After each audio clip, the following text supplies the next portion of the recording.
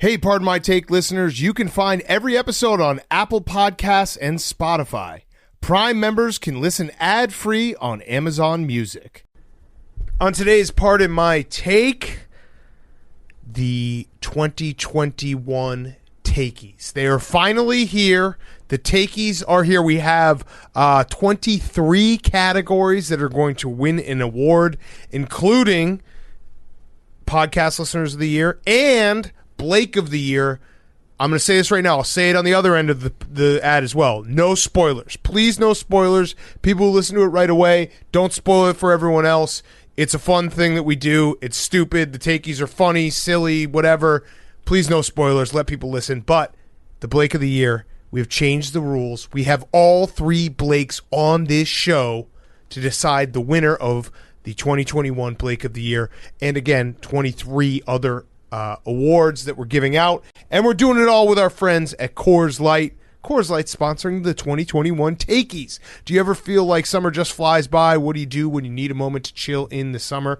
What are those occasions that you look forward to savoring the most? Well, I look forward to savoring a nice, cold, Blue Mountain Coors Light. That's the best beer in the world to chill. It's the best summer beer out there. It's the coldest summer beer out there. Summers always feel like the shortest season, but we need to make the most of it. We just need to chill, and that's why we have our Coors Light. They are mountain cold refreshment made to chill. Coors Light is cold lagered, cold filtered, cold packaged. It's literally made to chill. It's as crisp and refreshing as the Colorado Rockies. Perfect for a moment to unwind this summer. So check it out. Coors Light. Tweet us your Coors Light. Tweet us those Blue Mountains. That will get a retweet. Coors Light is the official beer slowing down summer because as the beer that's made to chill, we want you to savor every second of summer. Get Coors Light in the new look delivered straight to your door with Drizzly or Instacart by going to CoorsLight.com/take. CoorsLight.com/take. Need celebrate responsibly in Coors Brewing Company, Golden, Colorado. CoorsLight.com/take. Make sure you chill this summer with the best beer in the world. Okay, let's go.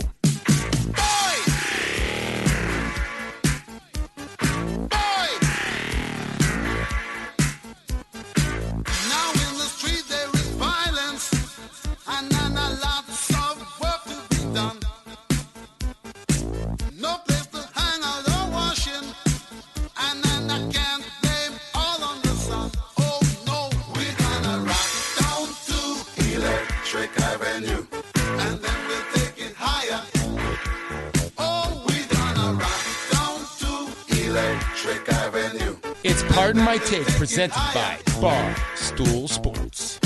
Welcome to Pardon My Take, presented by Coors Light, the beer to chill, the beer of the summer, the greatest beer of all time. Today is Wednesday, July 28th, and welcome to the 2021 Takies.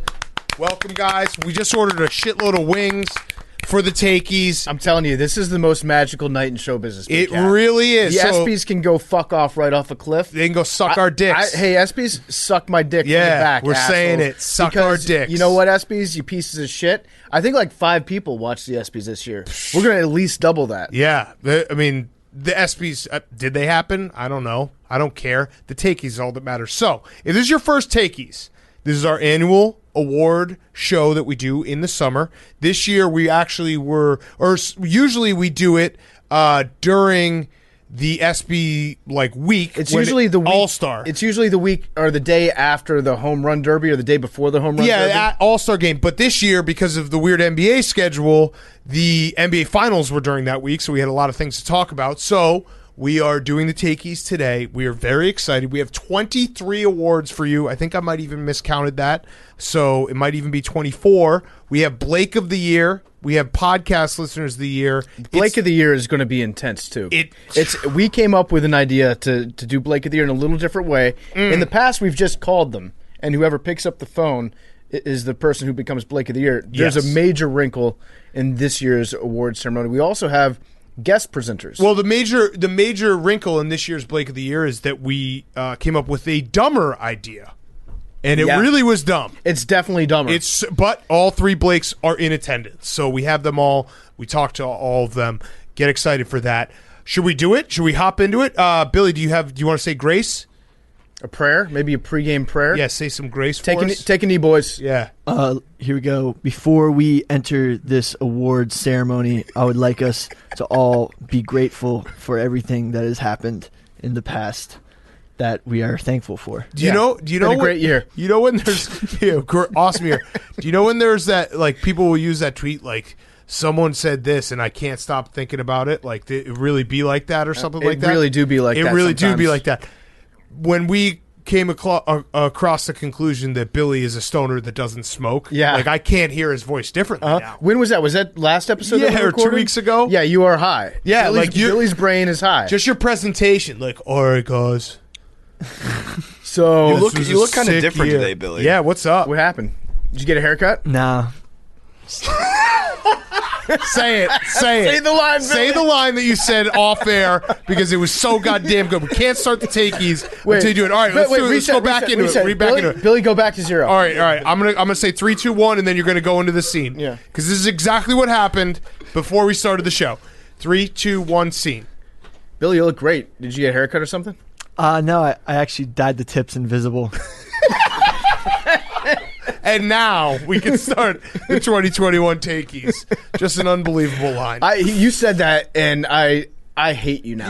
You almost threw up. Yeah, it was bad. That's it was bad. for me to throw up because of a bad joke. You know how awful it has to be? Dude, Oh, a man. math teacher told me that once. I walked in. You shouldn't and I was repeat like, it. Yo, Dude, you are so Blame it on the high. nerds. Listen to haircut? you. And he was like, no, I dyed the tips invisible. I was like, oh, I'm going to keep that one in the bank. Oh, my God. All right, let's do it. So, here we go. Award number 1. The Hacker of the Year Award. We had a presenter, did not get back to us. Okay. So we can, at the end of this, we'll have PFT. I think this was yours, so you'll tell us who you were going to have present the award. So, Hacker of do the an Year. impression. Hacker of the Year.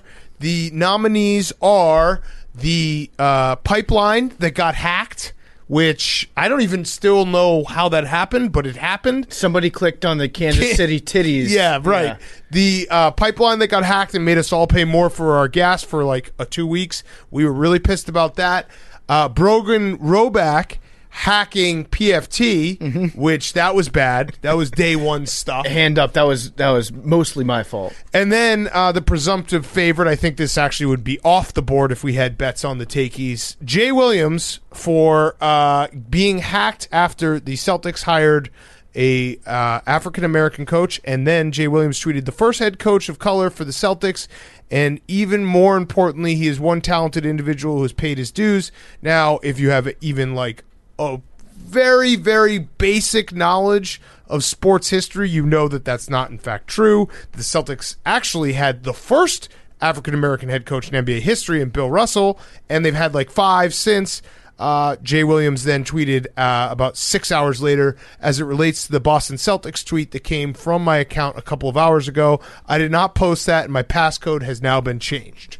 So wait, to clarify, this nominee is not Jay Williams. It's the hacker yes, who broke into Jay Williams' account. Okay. Correct. Could have been his kid. Could have been an intern. Could have been someone from Russia. Who knows? Still at large. All right. Drum roll. We don't have to do this forever. Who would have announced it? It was going to be Jay Williams. Jay Williams is on Cameo. He has not responded yet. Damn.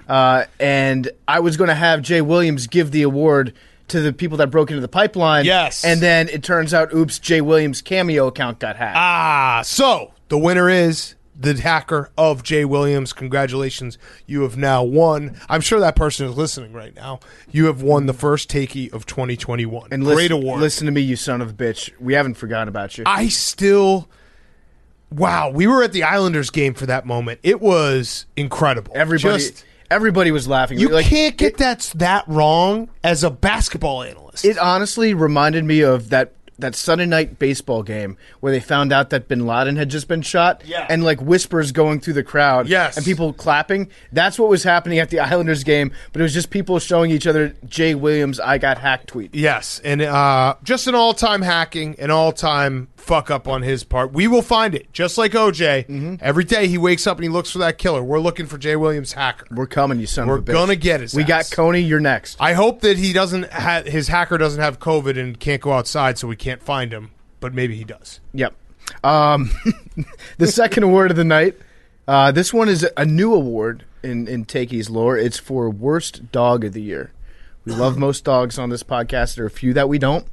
The nominees for Worst Dog of the Year are Dogecoin, anytime Elon Musk doesn't tweet about it. Which, that dog sucks. That dog currently sucks. When Elon Musk doesn't tweet about it. Correct, and he hasn't tweeted about it for a while. Do the tweet, Elon. Do the Doge tweet, Elon, please. I've lost a lot of money recently. The second nominee is Leroy for dying. The third nominee for Worst Dog of the Year is Major Biden. And the fourth nominee for Worst Dog of the Year is the Water Dogs Lacrosse Club. I actually, we're so stupid that I don't even know who wins this award, even though like we put this all together. But I would like to make a last-minute plea for the Water Dogs Lacrosse Club because they do suck. Even though they had a bye week, even though they're in second place, I know what they're doing. They're just getting to a point where we start believing in them, and we get so hyped up for the playoffs, only to have them stop shooting the ball and lose by a million. So I know, dude, they suck. They're 500 right now. Them calling themselves like we're in first place. That's like our football team or the Bears 4-3 this season. Yeah, we're not going. Listen, we're not going to apologize for winning. No, however, they stink. We're realists about the future of the Water Dogs Club. Hank, correct. You just gave a look of like you don't believe me. Well, no, I'm just saying because Jake's announcing the game this weekend, so a lot more AWLs will be watching. If they put on a show, then we're all going to get convinced they're going to win the whole thing. Okay, good point. It's really the whole season's for me at least on Sat. Well, yeah, but that's because that's the one game you're going to watch. Yeah, it's going to make or break for this game. You know what? Speaking for everyone. Yeah. Hank thinks that this game is the most important. As experts when it comes to motivating our players, I think we got to give it to the Water Dogs then. Because then this weekend, I love it. They'll be in double revenge mode, coming at us, coming at Jake. Fuck you, Water Dogs, you pieces of shit. You are the worst dogs of the year. Who was supposed to win? I actually had Water Dogs highlighted. Oh, fuck yes. So all right. Fuck you, Water Dogs. And you had another swing and a miss for the presenter. Okay, we don't have to on this one? Say that every time. Okay. Yeah, because we have a lot. There were only like 3. Oh, no, he'll get back to us. Who is it? You Pete. Say it? It's going to be all business, all right, Pete. No, he won't get back to us. He will. He's a piece of shit. I told him that the P stands for piece of shit. Tweet at Pete. Everyone tweet at Pete. Whether he was included in this show or not, all business Pete. He is giving away free Madden codes for the rest of the summer. All right, next up, the Retirement of the Year Award. So we had some retirements. We had some people walk away from the game. I think I did it every Sunday or Monday after NFL weekend. But I'm not nominated. The nominees are Coach Roy Williams for his classy retirement after getting pasted by Wisconsin in the tournament. First time ever losing in the first round, whatever. That's not a big deal. Roy Williams, classy retirement. Now, Roy Williams, he said that he was going to come back for another year and that he was going to take a victory lap. No. He's just walking away? He is just walking away. So away. when he says he's retiring, yes, he means he's retiring right now. Correct. Okay. We're taping this on Sunday for Wednesday. I'll just call my shot. Aaron Rodgers should have been nominated. Okay. Julian Edelman has retired. Classy retirement. Went out with a classy thirst trap where he looked hot sitting in the 50-yard line at Gillette. Looked awesome. Julian Edelman's the nominee. And then, of course, Coach K, which I'm going to call my shot. I'm going to say Coach K is going to win it this year, and he's going to win it next year when he actually does retire, because Coach K has said that he's going to retire, but he needs everyone to suck his dick for an entire year before he actually retires. And he could probably be talked into coming back if like his young players, they go into his office, they will, and they're like, Coach K, we want to play one more year with you. Then he could have a dynasty of retirements. I could see it. He does a press conference. He's like, John Shire came to me and said that he's just not ready to take over the team. Then they show John Shire. He's got a red dot because someone's got a sniper rifle. Yeah. His Coach K's wife's sitting in the rafters with a sniper rifle right at his head. We're going to do co-head coaches for a year. Yeah, right. Just really take the training wheels. And then next year I'll just do the ACC season for the games that we probably are going to win. Yeah, the ones that we're favored in at home, I'll take care of those. Yeah, exactly. And maybe the following year, what was the guy's name? Pete Gaudette? Who took all of his losses in 1994, which has never been done before. Maybe in 4 years from now, Coach K will just take the wins and bring back Pete, and he'll do the losses. And what could also happen is like Shire takes over, stinks it up for the first half of the season. Yep. And Coach K is like, I'm your knight in shining armor. Sure, I'll come back. Yeah. And immediately boots him out. I'll come back and I'll give a speech, and then we'll put that on my record. And then he'll retire again at the end of that year. Yeah. Okay. So seriously, just going to throw that out there just so people remember that Coach K had a medical issue one year. The Duke Blue Devils had a terrible, terrible year. Coach K didn't take any of the losses. Pete Gaudette took the losses, and then Coach K, 10 years later, said, yeah, I probably should have taken the losses, but whatever. I don't know anyone at Duke that could possibly There's nothing he reverse can this. do. There's out of my hands. All right, so we have a special guest to present this award. Jake, hit it. Hey everyone, this is Sheldon Williams. The 2021 Takie for Retirement of the Year is none other than the greatest basketball mind to ever walk the planet. Yes, Mike Coach K. Krzyzewski. Congratulations, Coach. I thought he was going to say Roy Williams. Mm-hmm. Very or high Greg praise. Popovich. So Phil Jackson. Are his kids with Candace Parker, those are just going to be the best rebounders of all time, right? Yeah. Absolutely. Just eating up boards. All right, so Coach K, congratulations, Coach K, for winning the first of what should be a dynasty of retirements of the year. But you should be the studio audience. Yeah. Clap it up. Because, again, he is eligible next year. Yeah. Because he will officially retire next year. I'll just say this. It's going to be a disappointment if he doesn't win back-to-back. Ooh. Like, right now, he's primed. He's entering his prime to go on a nice little run here. I think Brady's pretty much the only one who could retire over the top of him.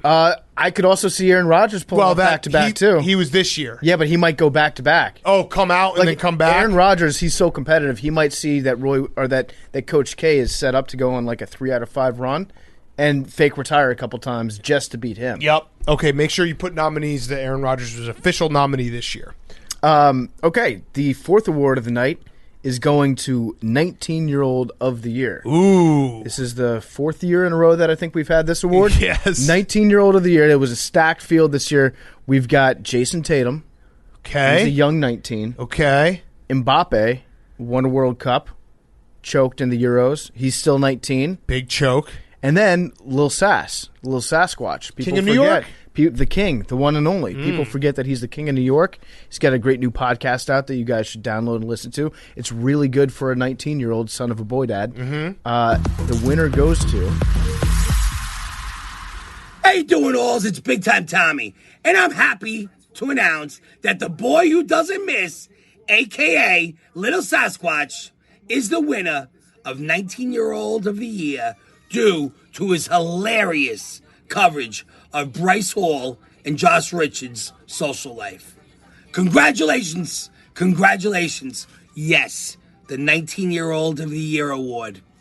Congratulations from Big Time Tommy, and pardon my take, you are now the new recipient of some kind of trophy. I hope you get one. Stay old school, my friend. OS for life. Take it easy. Wow. Oh, wow, Little Sasquatch. And in no way did we just put that in and give him the award so that he would retweet this podcast. Yeah, no, that definitely didn't happen. Also, shout out our guy, Big Time Tommy. That definitely wasn't Uncle Chaps. It was Big Time Tommy. Appreciate you announcing that. Thank you, Big Time Tommy. And that was motivational, what he said, too. It was wonderful. It was. Yeah, it was poetic fantastic. I hope Big Time Tommy didn't let his dog kill his cat. Yeah, that would have. Okay. Yeah. I didn't say it. PFT said it. We should have nominated. Everyone snitch tags me for that. Snitch tag PFT. We should have nominated Chaps' dog as worst dog of the year. Yeah. Well, I think mistake. that was 2 years ago. I'll double check with him. I'll get the details. Billy, you gonna clap? You can clap. Woo! Okay. All right. Nice. All right. Next up, we have Apology of the Year. Now, this was a very, very tight race. This was an incredible class this year. Some great apologies. So we'll start with the apology. Now, you probably didn't expect to see this guy in here, but Urban Meyer did apologize this year. For hiring the Iowa coach. Yes, right? he said, so he hired Chris Doyle as strength and conditioning coach. He then fired him 2 days later after the backlash. and Urban Meyer said that he accepted his resignation. And he said, we are responsible for all aspects of our program, and in retrospect should have given greater consideration to how his appointment may have affected all involved. We wish him the best as he moves forward in his career. So Urban Meyer with a good apology for him. I feel like for him. he's well on his way to earning the Lifetime Achievement in Apologizing Award. Yes, for him, that was a great apology. The presumptive favorite, Tom Brenneman, with an apology after his hot mic incident, which he transcribed as he said, I made a comment earlier tonight that I guess went out over the air that I am deeply ashamed of. I pride myself and think of myself as a man of faith. And there's a drive into deep left by Castellanos. There will be a home run, and so that'll make it a 4-0 ball game. I don't know if I'll be putting on the headset again. I still can't believe that happened. What a fucking moment. What a moment. His dad's on Twitter now. Oh, really? His dad's on Marty? Twitter. Yeah, so Marty Brenneman is on Twitter. People were speculating it was his account, but he never actually claimed it. Now, since he's no longer on the air, he feels free to defend his son. Yeah. And so he's been like replying to people being like, my son's getting a real bad rap for all this. He's getting a real bad rap. All the replies to any one of his tweets is just that copy paste. And that there's a deep drive to left. In a weird way, I do think he'll probably have a comeback because of how ridiculous that apology was. And he probably will never, he could have a career. Like, he could come back. He could be 20 more years. He will always be the Nick Castellanos guy. Well, always. It's actually a good thing for him. The apology became the story. Right. Like, no one remembers what he said. When he called it I do remember what he said, yes. Hard F. Yes. He's got a new job, by the way. Oh, good. So there you go. He's High school sports in the Cincinnati area. Wow. And he made a joke at his introductory press conference. Yeah. Wow. Okay. About his own drive to the deep left. Oh, got it. All so right. He's back on his feet. Cancel culture. Yeah, damn. Another one bites the dust. Stephen A. Smith gets Apology of the Year nominee for his comments about Shohei Ohtani. He did. So Stephen A. Smith says a lot of things, but when you know that he is serious, looks directly into the camera. He did the serious Stephen A. Smith tone, and he looked in the camera, and then ESPN did like 4 days worth of programming off of that. Mm-hmm. So he's sorry. He's sorry. I love when someone fucks up at ESPN, they're like, great, now we can just fucking sell shows for the rest of the week. And then they just they use the bottom line on ESPN, and they run the quotes from their own employees' apology. Like they have MLB, then it scrolls to NFL news, and then it scrolls to Stephen A. Smith apologizes news, and then runs Jeff the entire Passan quote. reacts. Yeah.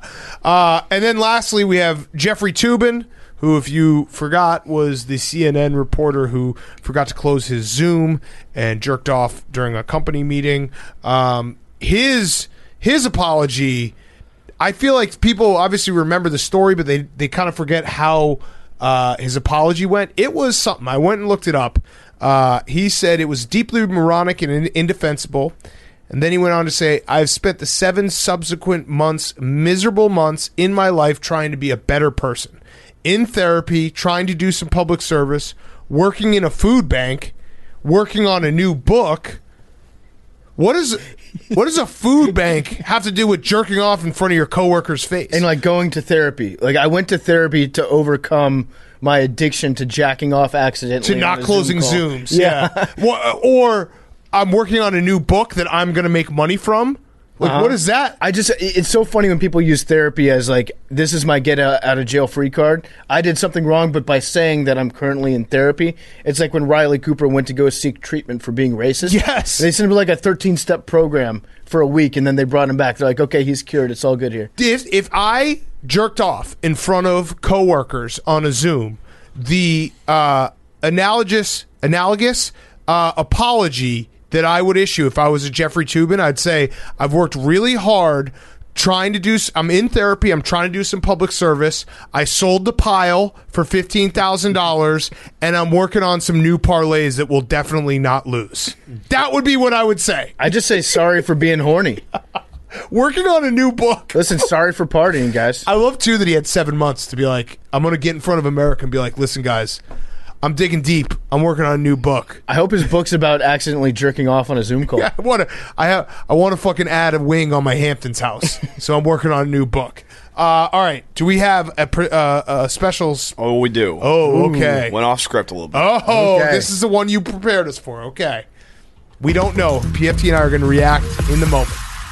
Yeah, Lenny Dykstra here. Nails coming at. Pardon my take. What's happening, brothers? My boys. How are you, man? Look, I got next a little gasoline here. Had to take you know what I mean. Back on point. A little pep talk here. Congrats on, by the way, Tom, for winning the apology of the year. Takie. Good shit, man. Hey, win is a win. You know, whatever it is. Okay. 2021 was a big year for apologies. Obviously, none more than captivating than Tom Brenneman after we know what he did. But I like Tom Brenneman. He's a fucking gamer. He's so what? I mean, do they have to? Anyways, fuck that. But whatever. I mean, this country's so fucked up anyway. And number 3 here, I'm gonna apologize for you guys for calling Kansas City the Fan. There's a big drive to deep left field. Okay. First of all, Kansas City, talk about Xanax, a human fucking Xanax. They get Xanax, come and say that you use Xanax. But anyway, pardon my take. I got you. You've always got me, one way or another. Okay. And Jake, thanks for picking Nails to do this cameo. Nails out. Oh, man. Wow. He's so high that when you get to the point in your high experience where the only words that you can say are the name of the drug that you just stuck. Oh, man. Lenny. Did he have was that a woman in his? He was just like, yeah, just smash this out, a little gasoline. What's the gasoline? I don't know. I never heard a woman be referenced like that before. Hey, listen, we gave Nails some money there with the, cameo. He'll invest it wisely. I'm yeah. sure. Wow. Sorry. So Tom Brenneman, that was a no-brainer. Yeah. I don't think he really had. I mean, Jeffrey Toobin was his best competition, and I still think he lapped the field. Mm-hmm. It might be the best apology of all time. All time. Yeah. All time. Quote, it plays forever. The Toobin thing was a funny instance, but the people will be doing, and there's a deep drive to Castellanos for everything forever. Yeah, this is like it's going to be carved into stone one day. Yeah, this is like a year when one of the best movie ever doesn't win, best or Oscar because like some other incredible movie was there. So, congrats to Tom Brenneman. It was really a great year in apologies. Yeah, it was. It really was. It was. Well, the sixth award of the night is Lenny of the Year. Oh, ironically, wow. And Lenny Dykstra is nominated for Lenny of the Year. Outstanding performance in the field of being Lenny. Also nominated are Playoff Lenny, Barstool Lenny, and Super Bowl Lenny. Oh, and the winner's Super Bowl Lenny. Wow. I think that when you have those three. It was between Barstool Lenny and Super Bowl Lenny. Clap, Billy. Clap, come Billy. on. Come on for Lenny. You won a Super Bowl, Billy. Also a revelation this year, just Leonard Fournette. We love him. Yeah. And he's definitely going to be back on this fall. Yeah, he's cool as shit. Very cool guy. I think he kind of hates us, but also loves us at the No, same I think time. he loves us. I think he truly loves us. I think he definitely had that moment in his first interview with us where he was like, oh, these guys. Okay, Yeah. They're too big of clowns to actually be offensive to me. Yes. And Playoff Lenny, I mean, Playoff Lenny got my vote, but Barstool Lenny. No, wait, what was it? Super Bowl Lenny. Super Bowl Lenny trumps it all. Trumps Playoff Lenny. Remember we were talking about, like, would you ever imagine yourself to be, he went from bust to scoring a touchdown in the Super Bowl. I think we had a special prop for him, too, in the Super Bowl, right? Yeah, and he did have, like, I mean, what were he had a ridiculous playoff run. So, like, that was one of those nicknames when, if you forget the backstory, when Joe Buck said it in the 2019 playoffs. Playoff Damien for, what's his last name? Damian Williams? He's actually on the Bears now, for running with the Chiefs. And we're like, there's no way that's true. And then Playoff Lenny became something for real, and then Leonard Fournette, awesome guest. He ended up with 3 touchdowns in the playoffs, 300 yards in 4 games. Actually, 4 touchdowns because he had a catching touchdown. Awesome playoffs. Playoff Lenny. Super Bowl Lenny. All right, Super Bowl Lenny wins that. All right, before we get to our next one, quick word from our friends at Rhoback. This is the Rhoback Award. So, RHOBACK, best performance polos out there. use code TAKE on Rhoback.com for a generous 20% off your first purchase through the end of this week. That's spelled RHOBACK.com. That's 20% off all polos, Q-zips, hoodies, and tees with code TAKE. They just dropped new performance polos that will have you feeling good and looking fresh. Rhoback.com. Use promo code TAKE and you get 20% off. Okay, next award, number 7, the Best Load Management of the Year award. We have some good nominees. We have Kyrie Irving, who played 54 games in a 72-game season. Had a couple stretches there where he just kind of disappeared, didn't tell anyone where he was, whether he was going to come back or not. He stepped on Lucky. Yeah, that's just load management. Mm-hmm. That's load management. We have Joe Biden, because Joe Biden just hid in his basement for the entirety of the presidential campaign. That was fantastic load management. Great load management. It actually turned out completely opposite from Kyrie's load management. Yes. But, I mean, we didn't see him for weeks and weeks and weeks. Mm-hmm. That's how you keep him fresh. Got to conserve energy at that age. Keep him in the freezer. All right. Paul Bissonnette for load management when we interviewed him about 2 months ago, and he had done 4 live streams in 4 consecutive days. Yeah, it was back to back to back to back. Incredible. Live streams. Incredible. And he also blogged, I think. No, he didn't. He did a podcast. He did a podcast. Somebody wrote a blog about his podcast. Yes. And then finally, our formerly intern, now full-time, Billy Football, for his load management for taking a month and a half off. That was great load management by Billy. He's come back better than ever. Yeah. He needed that month and a half to get his mind right, to get his chickens, to get his mentals. So Billy's a nominee. We do have a special guest to present this, so let's go ahead and do that. Hey guys, it's everyone's favorite Dr. Johnny Sins here to present the Takie Awards winner for Load Management of the Year. As a medical professional, load management is very important for a variety of reasons, which is why I'm happy to present the award to Billy Football. Great job, Billy. You managed your load all season long. Good job, Billy. All right. Oh, man. Billy, would you like to accept that award from everyone's favorite doctor, Johnny Sins? Yeah, I mean, did you ever think you'd be in a world where Johnny Sins is talking about... He's an astronaut. Yeah, and he's in the Army as well. He does a lot. He's like Forrest Gump. Yeah. He is a Swiss Army knife of professions. But, yeah, that's crazy. I would actually like to thank you guys for allowing me to take some time off to get my degree and stuff, and letting me come back. I really I like the stuff there. The stuff was everything. He got his degree, but the stuff was the fun stuff. That was it. It's been a kind of crazy year for me. Accomplished a lot. Won this award. What have you accomplished? Let's run it down. I came back to Barstool. Yep. I trained for a fight for Jose Canseco. Yep. And then I got my degree. Yep. And then I moved out of my house. Oh. Into the real world. That is a pretty big year. You got to look at the wins and jot them down. I don't like what you just did there. You said trained to fight Jose Canseco. Are we not saying that we kicked Jose Canseco's ass anymore? We did, but okay. All right, let's go with that. Yeah, War mode, kicked Jose Canseco's ass. You haven't gotten fired? Yeah, I haven't gotten fired. Yeah. You've actually gotten better at your job. Which is super shocking. Hyped. Yeah. Well, you guys didn't actually believe me that I was actually doing school every day and studying late at night. Correct. No, because we saw your Warzone streams every night for 7 hours. And I had to have time off sometime. That was technically working. Billy, one more. Let's check in on how good you're doing right now. The chicken wings are here. Oh, perfect. All right. All right. So Johnny Sins, thank you for presenting that. That was the play him off music for Billy right there. The wings are here. All right. Hello? This is live. Yep. Wow. Yep, we're coming downstairs. This is how important the takies are. Bye. We just got wings in the middle. Okay. Next one. PFT, that's you. Next one. This is the 8th award of the evening, and it is for League of the Year. We had a lot of great leagues this year. A lot of extraordinary gentlemen. We have the Stool Streams Jingle League nominated for League of the Year. Who put that one in there? I don't know. I think that is a fan favorite, right, Hank? Yep. I think it got voted in. It got voted in, yeah. Second nominee is the Kentucky Handball League. Third nominee, which we heard on the our Kentucky Sports Radio, where a guy called in And I don't even know if it can be considered a league, but they have an Instagram page, so fuck it. Well, and they have a rivalry against Columbus, too. That's right. Also nominated is the the Lacrosse League. The Premier Lacrosse League is nominated. That's barely a league. Barely a league. We are investors in it, full disclosure.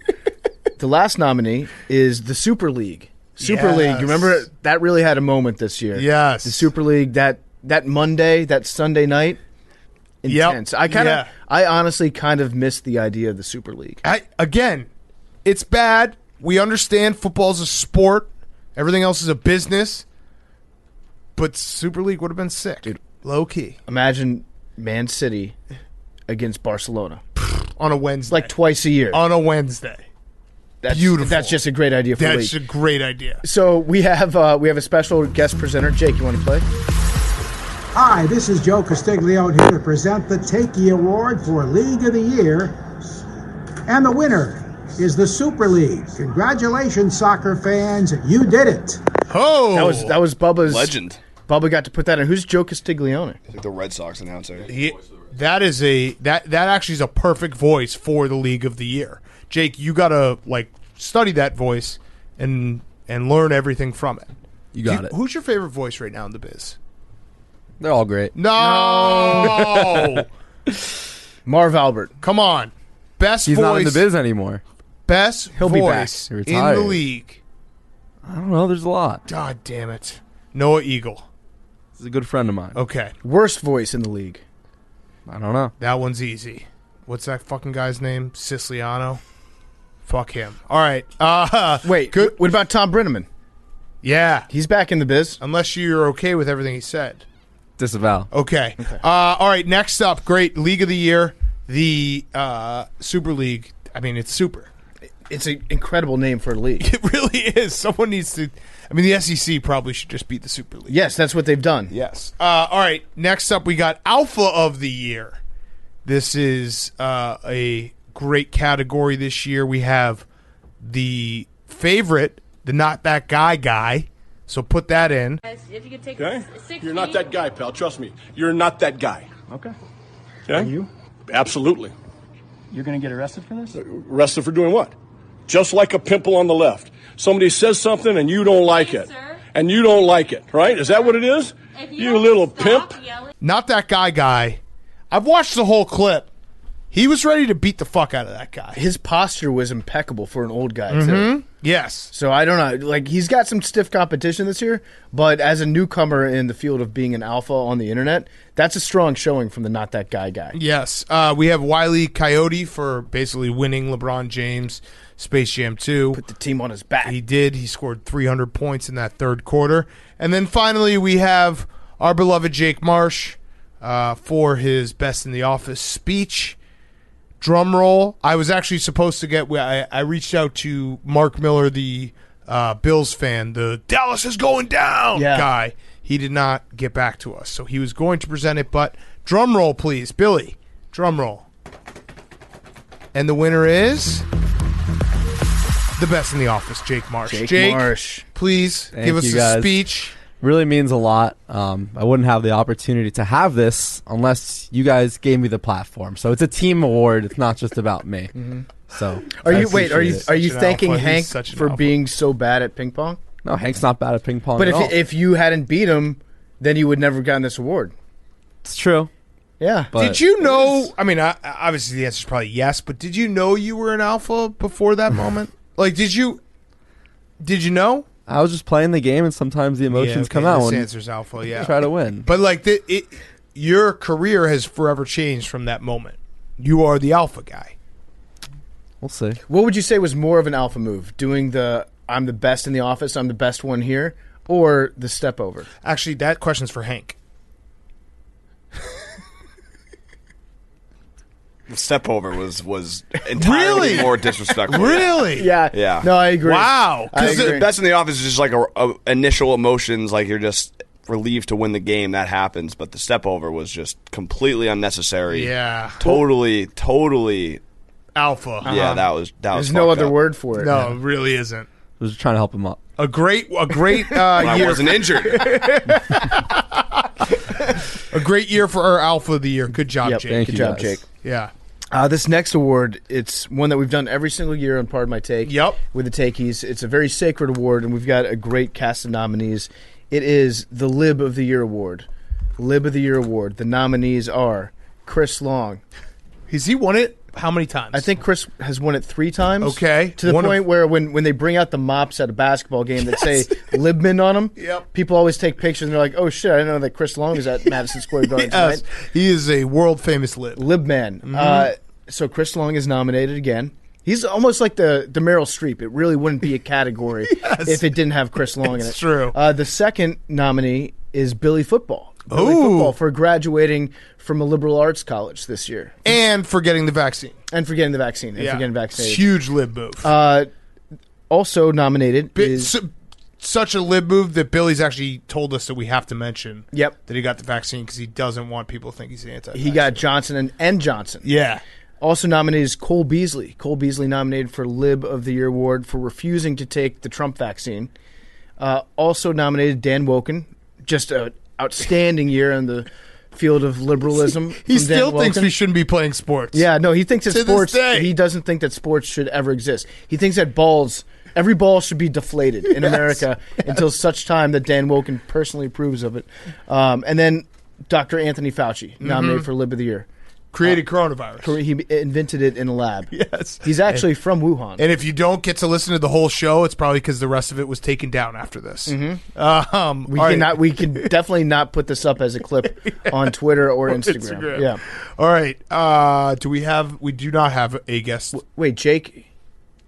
I think Jake has it, but Jake left. Where'd he go? He got the Alpha just. He won Alpha of the Year and he walked right out. He didn't say a word. He went to go eat Billy's chicken. What the fuck? Wait. What was Where that? the hell did he go? Seriously, that was the most alpha thing he's ever done. All right, I'll do an ad real quick before we get to... Yeah, everyone wants to know who won Lib of the Year. That's insane that he just did that to us. All right, by the time Jake gets back, hopefully, we will have the answer to Lib of the Year.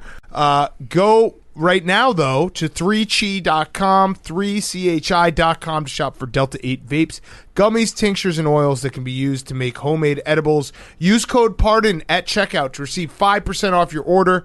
3Chi is an industry leader in Delta 8 THC products. All products are formulated by a biochemist and made in the U.S. with USA grown hemp.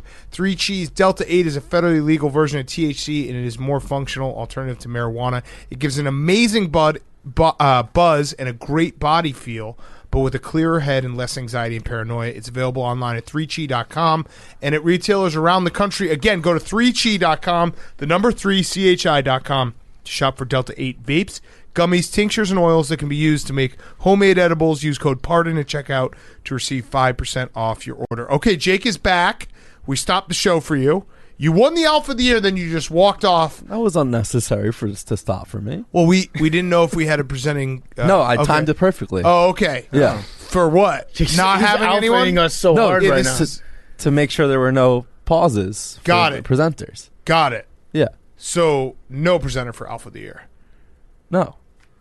What did you do? Huh? What do you mean? We already did Alpha. Next is Lib. Oh, sorry, Lib. Sorry, Lib of the Year. My bad. God, I kept saying Alpha because you walked up, you stood up, you won an award, you stood up, and you left. And then he came back in and told us that he timed everything perfectly. And I'm like, what time That was a Jedi mind trick. He was like, I don't know where he was I am. like, no, everything was perfect with what I just did. We actually had a decline request. That's right. Lib of the Year was declined by Ask Gun Girl, Caitlin Bennett, to do Lib of the Year. She declined. I think I just said get a Trump impersonator. So we don't have Lib of the Year. But who won Lib of the Year, Jake? I forget who even won Lib of the Year. Congratulations to Billy. Billy won Lib of the Year. Billy's cleaning up. Billy is cleaning up. Incredible. Wow. Billy, Lib of the Year. That's right. I forgot you won this. So you graduated college, liberal arts school, and you got the vaccine. Yeah. So basically, and you quit a job. Yeah. I didn't quit a job. Yeah, you did for a little bit, for like a month and a half. Yeah. Thank you for the opportunity to be liberal in the original sense of the word. Yes. Freedom. Okay. So what do you accept your award? Lib guy? Do I have Can I not accept it? No, you have I'll to. accept it. It's I'll accept it. Actually, that would make him super liberal. Well- It's like, I think I won't accept this award until everyone yeah. who's had a hardship in life gets an award. I shared the award with Chris Long last Okay. year, so what I might do is I might give him this one. Okay, nice. I like that. That's Well, great. Also, this year you beat up a Cuban person who hates Castro. And So- wait, Yeah. is that why you blocked Chris Long, because you were like trying to beat him in Lib of the Year I competition? never blocked Chris Oh, Long. I forgot you did that. You got so triggered online, another liberal thing. Yeah, he made a safe space. Yeah, that you had to make a safe space Yeah. so that your snowflake wouldn't keep melting. Also, wasn't it the Lib Cuck of the Year when we originally It made might it? have been the Lib Yeah. Cuck of Yeah, the it Year. could have been. But I think Cuck of the Year is actually a different category from Lib of the Year. separated it. Yeah. Yeah. All- Great award. Not all libs are. Wait, not all cucks are libs, but all libs are cucks. Yeah. Yeah. So good job. Good job, Billy. Thanks. Congratulations. Proud of you.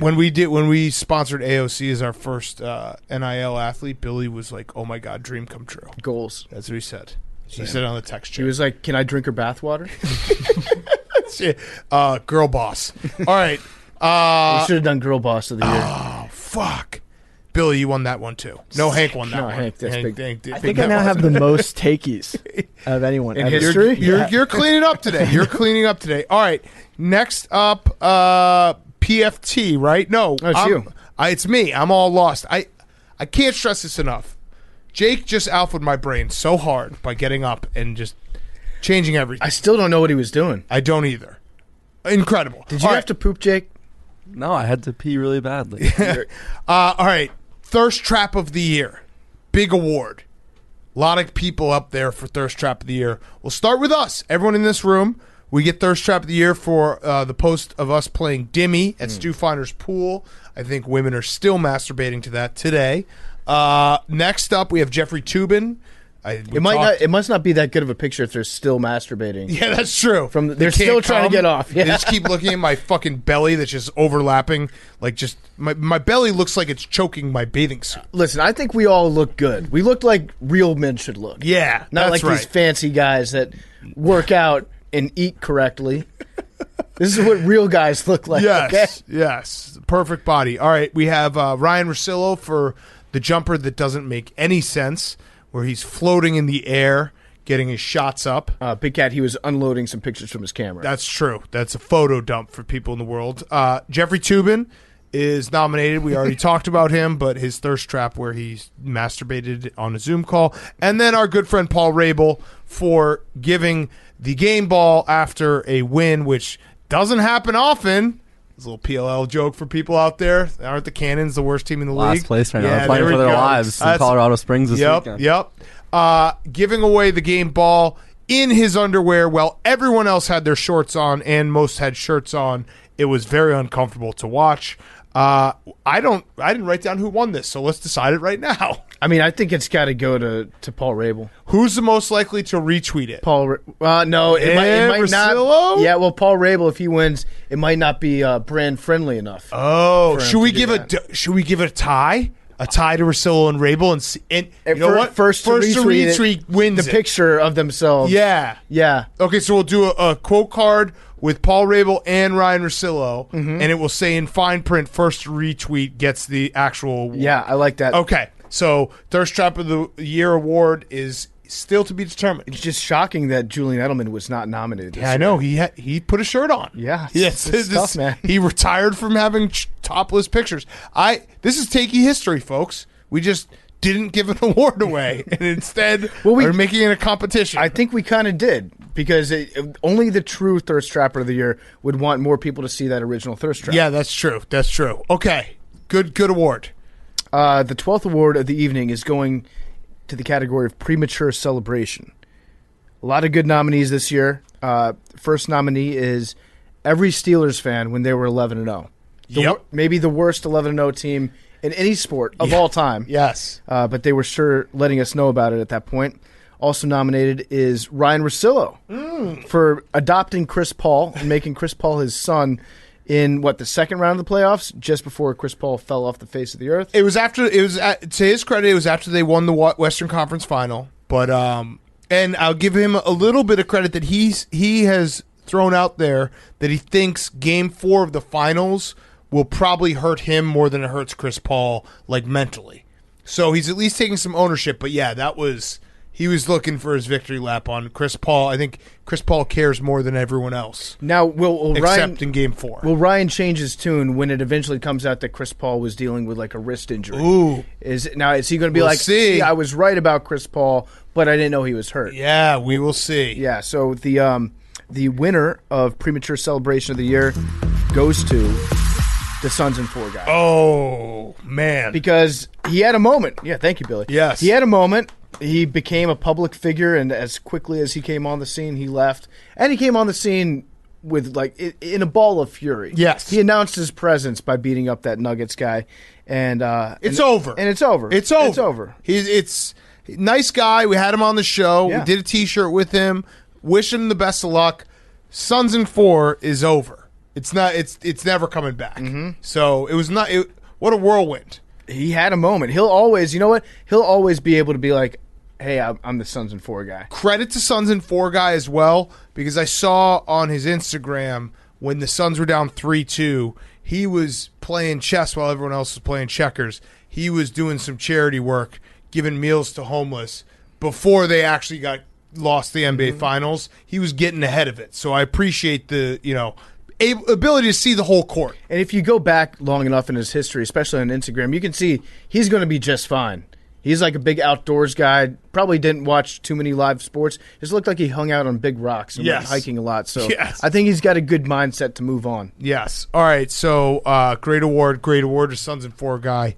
He will definitely retweet this. Absolutely. He's got nothing else left. All right. Next up, we have the Bonk of the Year award.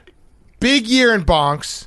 The nominees, Jeffrey Toobin is still nominated. Is he not going to win an award? This is going to be sad if he goes home. Always a bridesmaid, never a bride. He's being nominated for everything. PFT is nominated. PFT had an especially horny year. I think it started with the Miley Cyrus, and it was like a 4-month stretch where it's like, hey, dude, just jerk off. It snowballed from there. I don't jack off. When you age -8 years, you got a new sense of true. energy and horniness. It was like Frank Thomas's testosterone pills. Yeah, I felt like I was back in my mid-20s again. Yeah, just and the ladies don't complain either. All roads lead back to a sex joke. That's okay.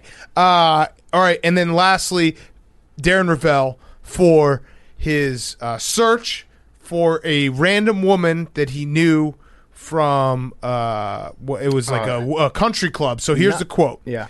I was 3. I always loved girls. Never thought they were disgusting.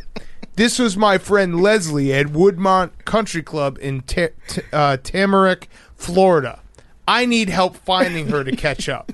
Guessing she's 45 now. Well, guess what? The Bonk of the Year award goes to, we have someone introducing it. Okay. Hey, this is, pardon my take, this is a book by Jake Marsh, and it's about Darren, and I'll tell you, by the way, I'm Buddy and Jimmy's dad, Jim Boeheim. That's kind of wild, although they're starting to make more money than I'm making. Well, let's hope not. But I'm here anyway to present, what I'm presenting, the award for Bonk of the Year. That's interesting. To the one and only Darren Ravel, and I hope you find Leslie. Now that's quite a different thing there. I don't know what exactly that all means, but I want you to try to do whatever they say, and hopefully you're a good fan of ours, and we're going to have a great year. We had a good finish to last year. We've replaced some forwards, 6'7", 6'5" forwards with 2 6'3", 6'9" forwards. So we're bigger. Got the guards back. We got Jesse at center, starting to really get there. And, of course, Barham is back. So got a good team. Should be fun. A lot of guys that can shoot. And we'll see how it goes. But this is from Jake. And hopefully, Darren, things are good for you. Oh my God! All roads lead back to what his basketball team looks like. That was incredible. Who got that one? I got that one. Okay, that was incredible. Holy shit. Jim Boeheim first saying it's wild, then just being so confused on why what bonk meant, what Darren Ravel looking for.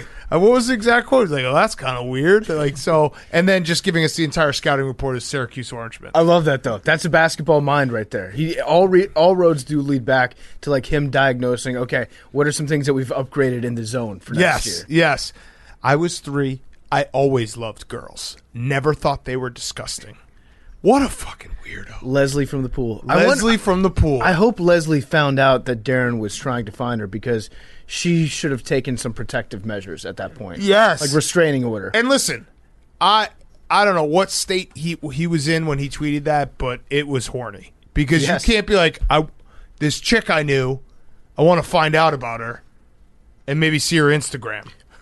For all the He's shit trying to update his spank bank. Yeah, right. For all the shit that I get for making horny jokes sometimes, Ravel is actually the king of commenting eyeballs on an actual horny picture. Yes. Sometimes of like an 18-year-old girl. Yes. He does it all the time. Ravel spank bank is just any girl that's ever laughed at any of his jokes. And then the Jim Cramer show. Yes. Jim Boeheim, what a fucking legend. Great to... Is that only at the Takies? Yeah. Only at the Takies. Now, we know Buddy and Jimmy Jr. are fans of this show. Yep. So I won't say. No. And the next category. I wasn't going to say what you thought I was going to say. You guys should invite them as PMT athletes. Yes, they should actually be on the show. We should have them. We should interview them. I was actually going to say, is it a bad sign for Syracuse that he's on Cameo? Coach K is not on Cameo.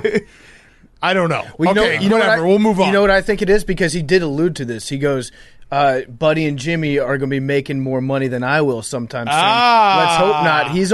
He's thinking the name and his likeness. He's like, wait a second.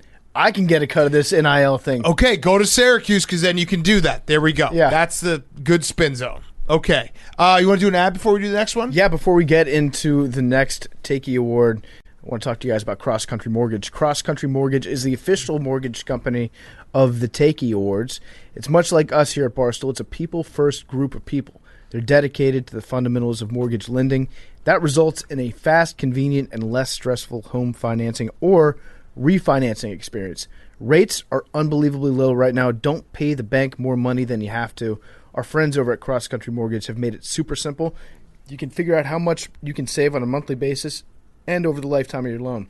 The numbers can be staggering. You don't know how much you can save unless you actually talk to an expert and you figure it out. So check them out at Cross Country Mortgage. Rates, again, they're at an all-time low. They might not get this low again. Call today for a fast, free rate quote. Their partners will save you a lot of money. Call today, and our friends at Cross Country Mortgage are going to give you a free home valuation. It's free to you just for calling. That's it. So go to crosscountrymortgage.com/barstool to learn more about your future home buying experience, or you can refinance your current mortgage. Cross Country Mortgage, LLC, NMLS 3029. All loans subject to underwriting approval. www.nmlsconsumeraccess.org. Okay, next up. Next up, we have Canadian of the Year. Sorry about that, Big Cat. That's okay. It's a stack category. We've got 3 great nominees for Canadian of the Year. First nominee is Paul Bissonnette. Mm-hmm. Paul missed the net, excuse me. We missed those commercials, actually. I would love to see Paul miss the net back on my TV every fucking 5 seconds during hockey. The second nominee is the Montreal Canadiens for Canadian of the Year. They put together a nice little run in the playoffs. They did. Almost took home the cup. And then the third nominee for Canadian of the Year is Lou Dort. Ooh, my man. Lou Dort, the Dortmeister. The winner is... It's Lou Dort. It's Lou Dort. Lou Dort won his first Takey of the year. The first, Billy, clap for Lou Dort. I was writing something. Dude, the Dortcher Chamber. Give it up, Billy. Yeah. I fucking love Lou Dort. Billy, I want you to give an acceptance speech on behalf of Lou Dort. Thank you for accepting the award. Wait. No? Okay, almost. He nailed it. He got it. He, he crushed that. All right, next up, we got Worst Take of the Year. Worst Take of the Year. So, worst take of the year, we have a few very good nominees. We'll start with Nick Young in September 2020. Said, Greek freak gone. Ain't nobody raising no family in Milwaukee. This was obviously after they got bounced from the playoffs. Everyone said, Giannis is going to demand a trade. That didn't work out so well. The next nominee is Barstool Sports for tweeting a picture of Tom Brady, September 13th, 2020, saying, I've made a terrible mistake. What happened? The Bucks went and won the Super Bowl. Wasn't really a mistake. I have finally been nominated for an award for my diagnosis of Drew Brees' shoulder injury, and then he went on to have every single one of his ribs broken just to run up the score. I think it was 14 ribs. It was 35 ribs. Yeah, he just broke another one. It was an impressive amount of ribs. I learned more about anatomy in Drew Brees having his ribs break every other day than I did in any class I ever took. Next one is Louis Riddick predicts an absolutely fantastic, monstrous year for Dwayne Haskins in 2020. I guess it was monstrous. It was. In a way. It was. And it was fantastic at times. It was. I mean, it was fantastic for us to talk about. It was fantastic for us. And yes. if that didn't happen, then he would not have been benched, and then the Washington football team would not have won the NFC Beast. Yeah, that's true. So great job, Dwayne. There we go. Butterfly effect. And then last up, we had Emmanuel Acho for his take about what was the Sha'Carri Richardson. Sha'Carri Richardson obviously didn't get to the Olympics because of a weed test, and Emmanuel Acho, in all earnest, like, this is exactly how he thinks. I thought that he was punking us. I thought he was trolling us. Tweeted, legalizing weed in track and field competition is all good if you're running in a straight line. Legalizing weed in track and field competition is terribly dangerous if you throw the javelin. Where do we draw the line? We draw the line on people who've never smoked weed trying to talk about it. Or, I guess, haven't hung around anyone that smoked weed before. Yes. He's like never been in a room as Billy. No. Just listen to this show once. All right, winner is... I also didn't write down a winner for this. This is great. I think it's Emmanuel Acho. I think right? It's got to be Emmanuel Acho. Yeah. This is actually great because we're now doing the takeys and voting on the takeys for the people to see. I mean, who else could it be at it that has point? to be. It has to be Emmanuel Acho. It has to be. It might be recency bias, but guess what? We smoke weed. We have a short-term memory, so we're going with Emmanuel Acho. Exactly. Shout out to Old Takes Exposed. Yes, Old Takes Exposed for helping us out. He always helps us out every year with the takeys. We appreciate him, even though... Actually, I think I've beaten him because he gets... All my tweets get tagged in it, and he's just like, well, he's joking, and half the time I'm being serious. So I think I've beaten Old Takes Exposed. We've blurred the line enough to the point where it's like, I don't know if this... I'm going to get roasted for an Old Takes if I try to Old Takes Big Cat on this. Right. He every single time it's just like, oh, that's just Big Cat making a joke or trying to jinx one of his bets, which actually is a good bet by him. But yeah, I've beaten him. The 16th award of this year's Takeys is for Trend of the Year. Trend of the Year. A lot of hot trends this year, a lot of stuff that we're keeping our eyes on as a podcast, staying on the bleeding edge of all the stuff the kids are doing and saying and wearing.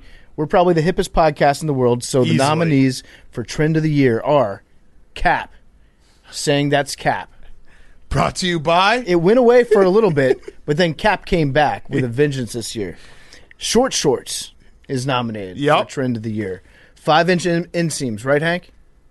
Fuck those. Also, short shorts on girls where they wear the T-shirt that just way oversized. Covers everything up. I wish I could do that. I think those the shorts that say just like cheer across the back. Yeah. I think those are coming back. Yeah. I'm shooting my shot for next year. Also, I've been saying that for the last like 5 years. Yeah. I'm just saying it. I've always thought it whenever you said it. Yeah. That it's horny? Yeah. I just like reading, Hank. Yeah. You're just like, you know what I want to see? I want to see a bunch of chicks wear something on their ass that I can read. I like words. They should. And if someone says something to me, I can be like, no, I was just reading. Yeah, they should put novels on the back. It's the bonky. Everyone gets smarter.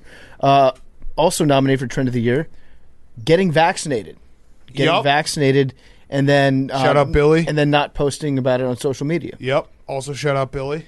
Another Trend of the Year that's nominated this year is being chuggy. Chuggy took the world by storm this year when some chick made a TikTok about it, and then another chick wrote about it in the New York Times. Yep. And then now it's massive, and everyone's saying it. Yes. So the winner of Trend of the Year is being Chugi.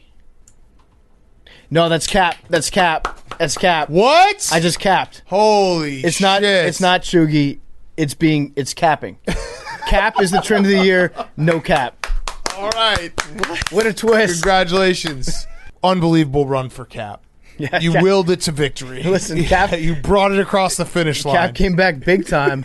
And I think, did I start bringing Cap back because you guys were accusing me of being horny? No, you just brought it back because I think you Well, you didn't bring it back. You discovered tried. it. Yeah, you discovered it, and then you 8 tried months to be later. like, you played it off as like, no, I knew, and then you tried to bring it back. No, and then you beat us down with it, and now it's back. No, I did know that it was a thing, and then we stopped talking about it, and then Cap came back. I was in the middle of spin zoning against something else, which is why I brought Cap back. But I'm having a hard time.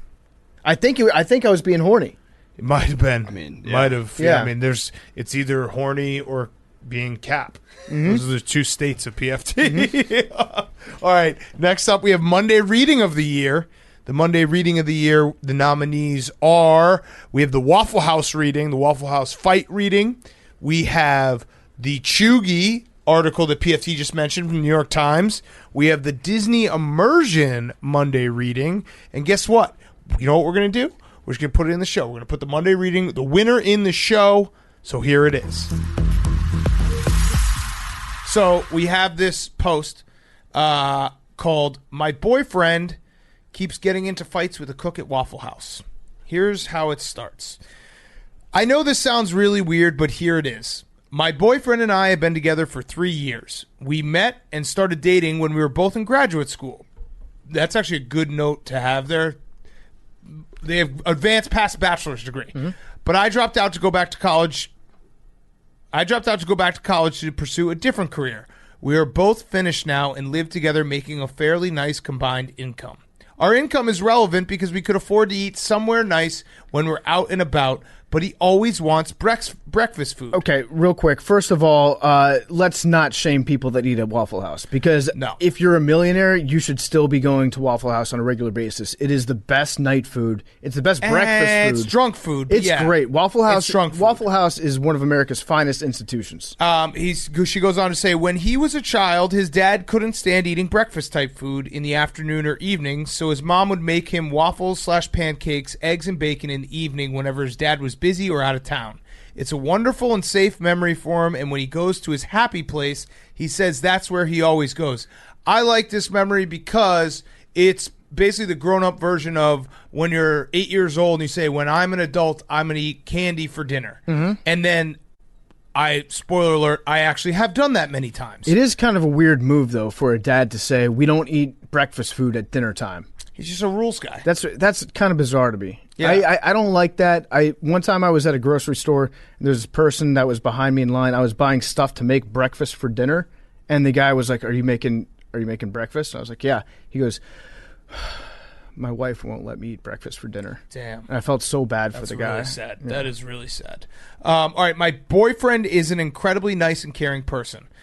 I love these long diatribes where they just try to set up like, no guys, he's actually totally normal, and then drop the hammer. Mm-hmm. Like, my boyfriend is the sweetest, nicest person ever. Occasionally he likes to fuck his mom in front of me, but I love him otherwise. Mm-hmm. I'm in the best relationship of my life.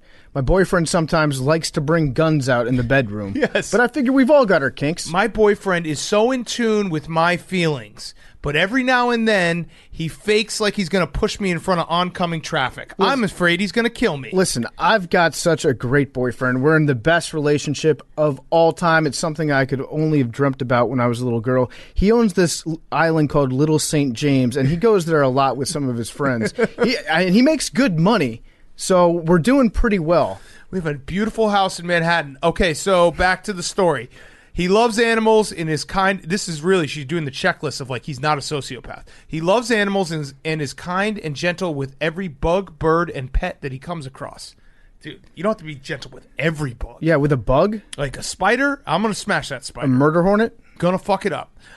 He's almost always willing to turn the other cheek in social situations where somebody tries to insult him or get aggressive towards him, and usually winds up diffusing the situation and having a productive discussion about whatever the issue was, except at Waffle House. By the way, at last point, you don't get points for being an adult that doesn't get into fights. It sounds like he doesn't get into fights a lot. Right. Like this is a common occurrence for him where he should get into a fight, where most people get into a fight, that he calmly talks his way out of. Unfortunately, that's not like, you don't get to walk around like a Boy Scout with being like, see this badge? Someone took my parking spot at Whole Foods. I didn't fight him. Uh-huh. That's not how it works. My boyfriend fights using logic and reason. He likes to use his words and diffuse everything. Okay. Anytime we're out, he wants to go to the same goddamn Waffle House and get breakfast food. I'm not a big eater, so I used to not really care. I would just drink coffee and read my book while he enjoyed his food, which is an weird. Awesome visual.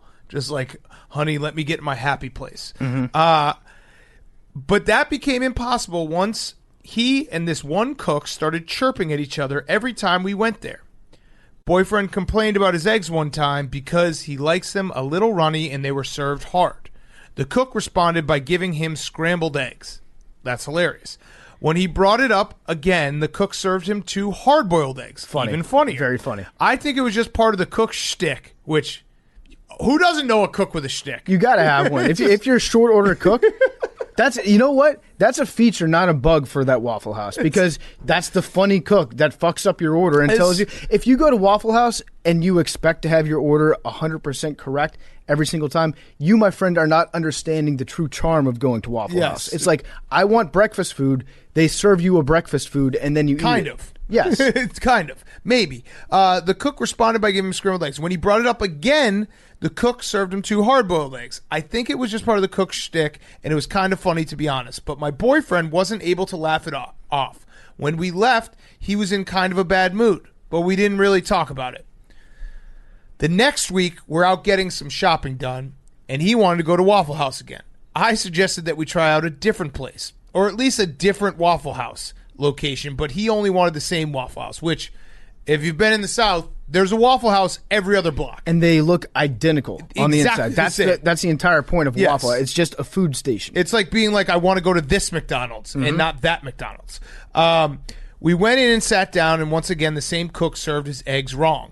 My boyfriend sort of snapped at him that he wasn't interested in messing around and just wanted the correct eggs. The cook then served him a piece of toast with a hole cut out in the middle with a fried egg in it. That sounds delicious, by the way. Toad in the hole, yeah. Yeah.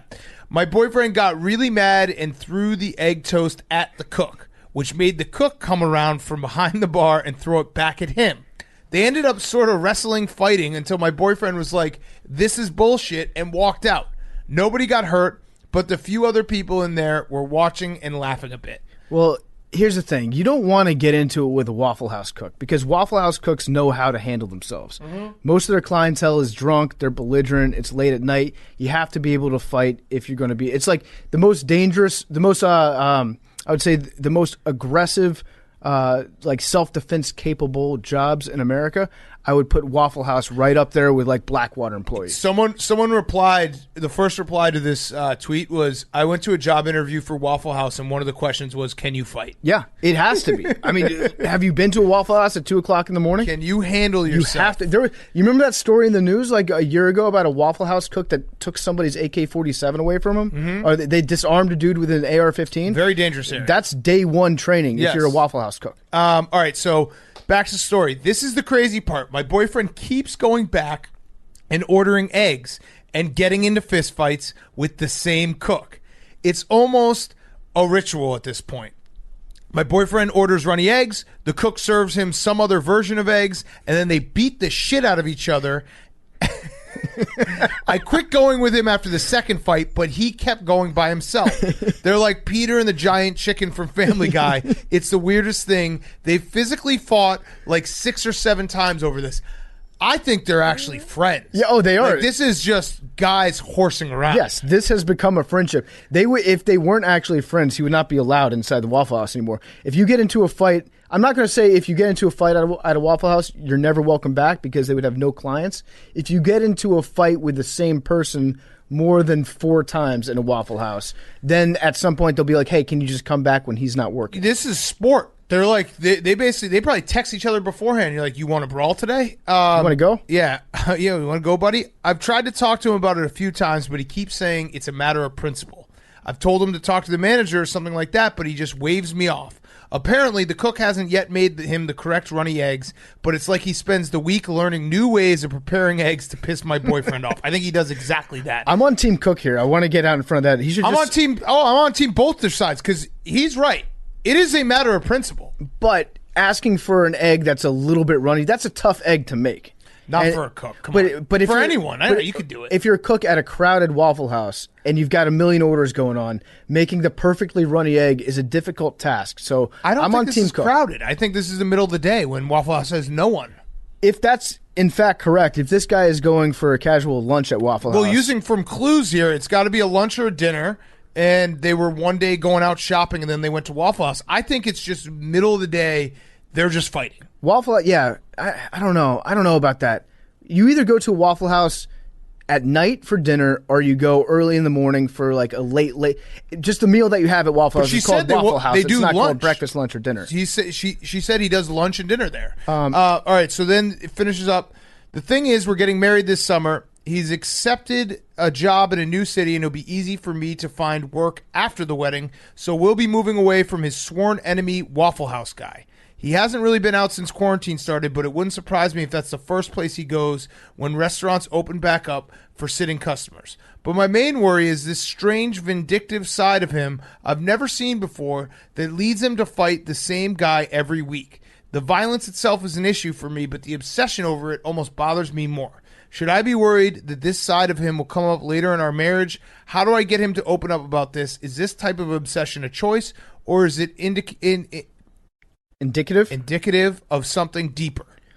You need to cook him eggs, and you need to cook him the perfect runny egg and see if he has any desire to stop going to that Waffle House. Because if he decides to stop going, then it was about the eggs this whole time.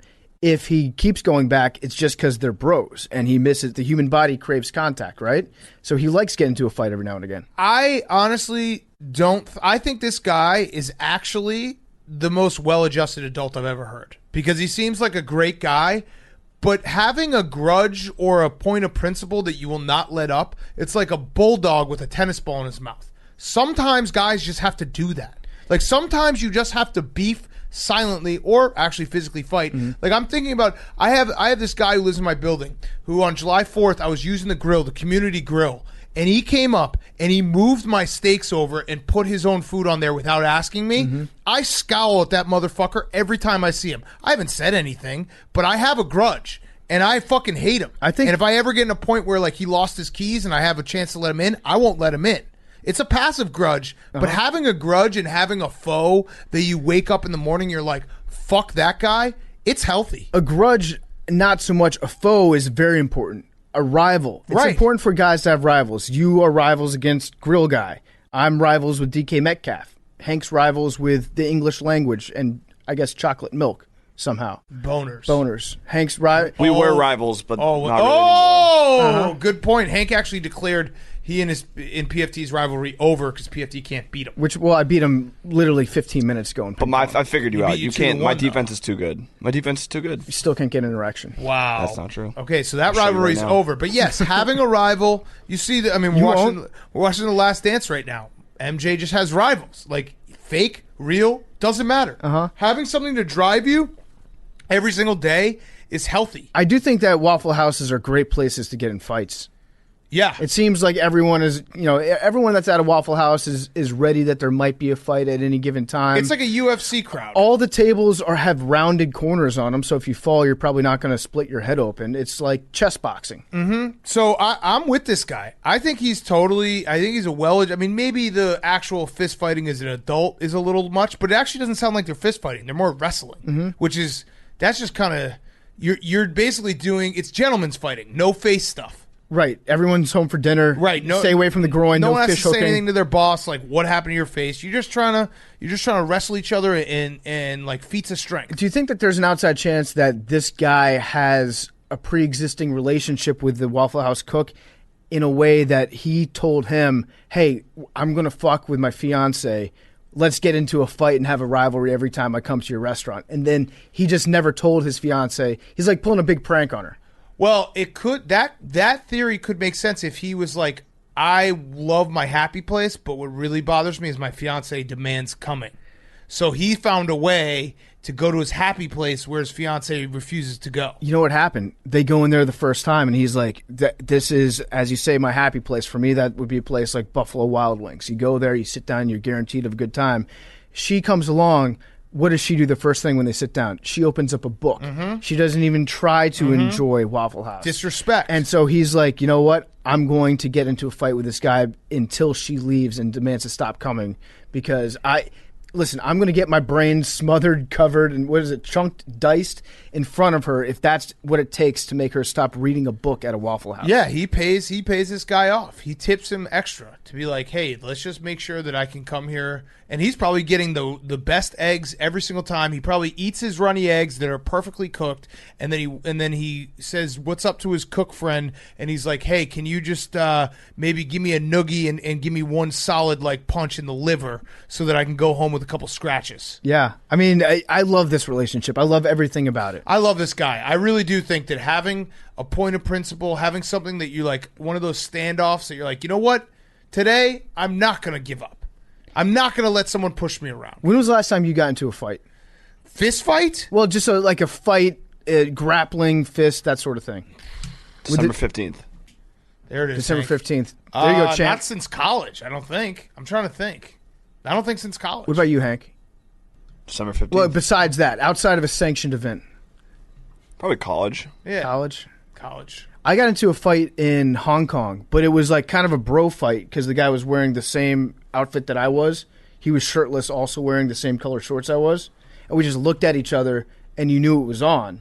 And then afterwards, we were friends. And there's no better feeling in the world. That's not a fight. Than getting into a fight with somebody, and then afterwards, like in the middle of the fight, you realize that's a fun wrestle. That you and I are more similar than we are different. Was this when you were high on ecstasy? This was when I was high on MDMA, yes. Yeah. Okay, so you might have just been kissing the dude. Rolling balls. You might have just been groping his face. No, because it's on camera. Okay. So confirmed not kissing. Confirmed fight, though? Confirmed it was a wrestle. Yeah. Also, isn't that like saying hello at a rugby game? Pretty much, yeah. Just not wrestling not each a other? frat. Yeah. Just a couple rugby guys. The fuck out of each other? Yep. All right, so this guy, yeah, Waffle House guy. Love him. I fucking love him. The 18th award of the 2021 Takies is for the Award of the Year. Very special category. Wow. First time award, a brand new award in the Takey rundown here.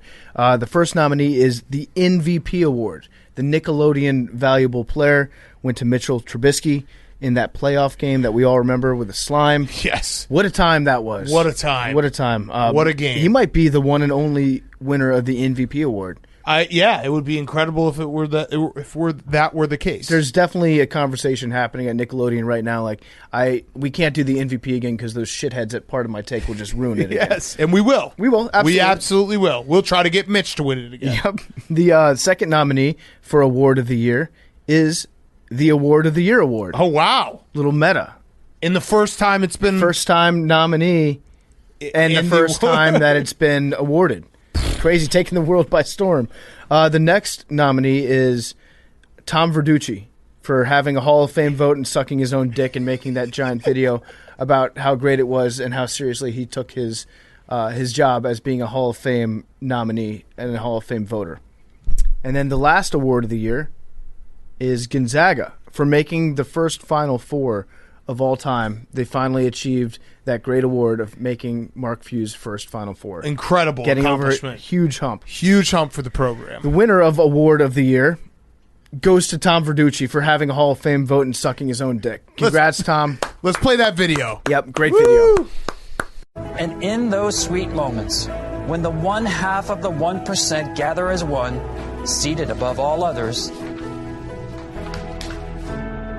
that's when you truly understand the weight of what you hold in your hands.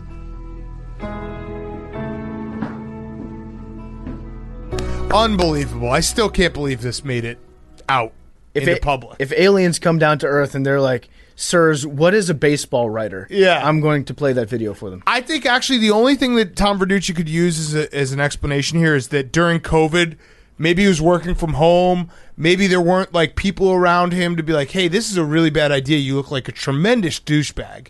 But even still, someone had to edit it. Someone saw it before it came out. I think there's a chance that Tom Verducci was just like, I'm going to learn new skills during COVID. And part of those skills were, I'm going to get Final Cut Pro. I'm going to get a brand new camera. I'm going to get a lighting rig. Yep. I'm going to get essentially one of those SLR cameras. And so he got really into filmmaking for a couple months. Like Bo Burnham. Yeah. Just do it all himself. Yes. Yeah, and this was the output. Yes. All right, next up. We have a few awards left, and we're going to do Blake of the Year at the end here. Coming up, all three Blakes in attendance. This award is Ratio of the Year award. If you aren't on Twitter, you don't know what it is.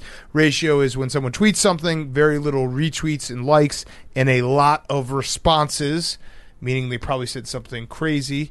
The nominees are Kevin Durant in reply to someone talking about 5 years ago today, Kevin Durant announced his decision to join the Warriors. Kevin Durant said, this shit a holiday now? 798 replies. The second nominee, Kevin Durant, when someone said to him, relax, big dog, you're Kevin Durant. Life is too sweet. And he replied, there's no relax, champ. No relax when I'm on Twitter. I'm on 10 until the second I close the app. You relax. I love that tweet so much. Great tweet. Might be my favorite tweet of all time. The next nominee is Kevin Durant for his reply to Reed Lamans, who said, those of us who are lucky to count Jackie as a friend are the better for it. You should try it. When Kevin Durant was talking about Jackie McCollum, and Kevin Durant said, congrats, my G. Enjoy that, which is an all-time reply to someone just saying, I'm friends with this woman. Enjoy being friends with Jackie McCollum. Enjoy that. Champ. And then finally we have Kevin Durant in his reply to Nick Wright. Nick Wright said, no doubt, talking about Kevin Durant. Kevin Durant was saying, I think he was talking about AD being a switchable defender and a rim protector, eliteable too. Nick Wright said, no doubt, those are all fair points. These are tiny bits we were picking. The more fun thing to do is an actual 12-player draft, alternating picks. I'm waiting on a flight and have time. If you're game, you can have the first pick. And he just responded, I'm good. That's so good. Yeah. God damn it. KD is so fucking good. I love it. I have one last one. Actually, this one's the winner. I'm going to call this one the winner because it actually has the most responses. It has 2,000 responses when Shannon Sharp talked about Kevin Durant, saying he was misquoting Kevin Durant, saying winning championships not the end-all, be-all why I play the game. Kevin Durant quote tweeted and said, you're all drunk uncle out here lying again. When did I say this? He had 2,000 responses to that. Kevin Durant, you are the ratio king in a good way, though, too, because they all get incredible interactions anytime he hops on Twitter and tweets. I get depressed sometimes, Big Cat, thinking about all the great tweets that Kevin Durant has put out there that we'll never see because they came from burner accounts. Yes. I want Kevin, when he retires, he should go back and publish an anthology of all his burner account tweets. Yes. And, I mean, I would sit down and read every single one of them. Yes, absolutely. The greatest writer of our day and age. Also, the ratios are really hard to find because anyone who ever gets ratioed deletes it almost immediately. P words. Yeah. Not Kevin Durant. Okay, next up. Oh, Billy. Oh, yeah. Good job, Billy. All right, up next we have the award for the worst prediction of the year. There are a lot of really shitty predictions this year, so it was tough to narrow these down. Again, shout out to Freezing Cold Takes, Old Takes Exposed for helping us narrow the category down a little bit. The first nominee is from Kevin Singh. He's a fifth grader. And they asked these fifth graders in the yearbook, make a prediction for what's going to happen in 2020. And Kevin Singh said, my prediction for year 2020 is that everyone will live peacefully and they will cure every disease there is. That's incredible. It's a great prediction. Holy shit. Great prediction. So that was actually from 2010. Wow. Yeah, so Called it. Yeah, great, called it. Great job, Kevin Singh. The next nominee for worst prediction goes to an anonymous baseball scout, in a Sporting News article. The anonymous baseball scout was asked about Shohei Ohtani and whether he'll be able to adjust to big league pitching. He's basically like a high school hitter, is what this guy had to say. Turns out, not really the case. That's that and remember Francesa? He had a good one about Shohei Ohtani. Like, he should never be a Yankee. This guy sucks. Yep. Also nominated is James Harden. James Harden, in response to a tweet in 2017, somebody said, "Never, ever, ever, ever, ever leave Houston." At J Harden! ! He replied, "I promise I won't. #Rocket for life."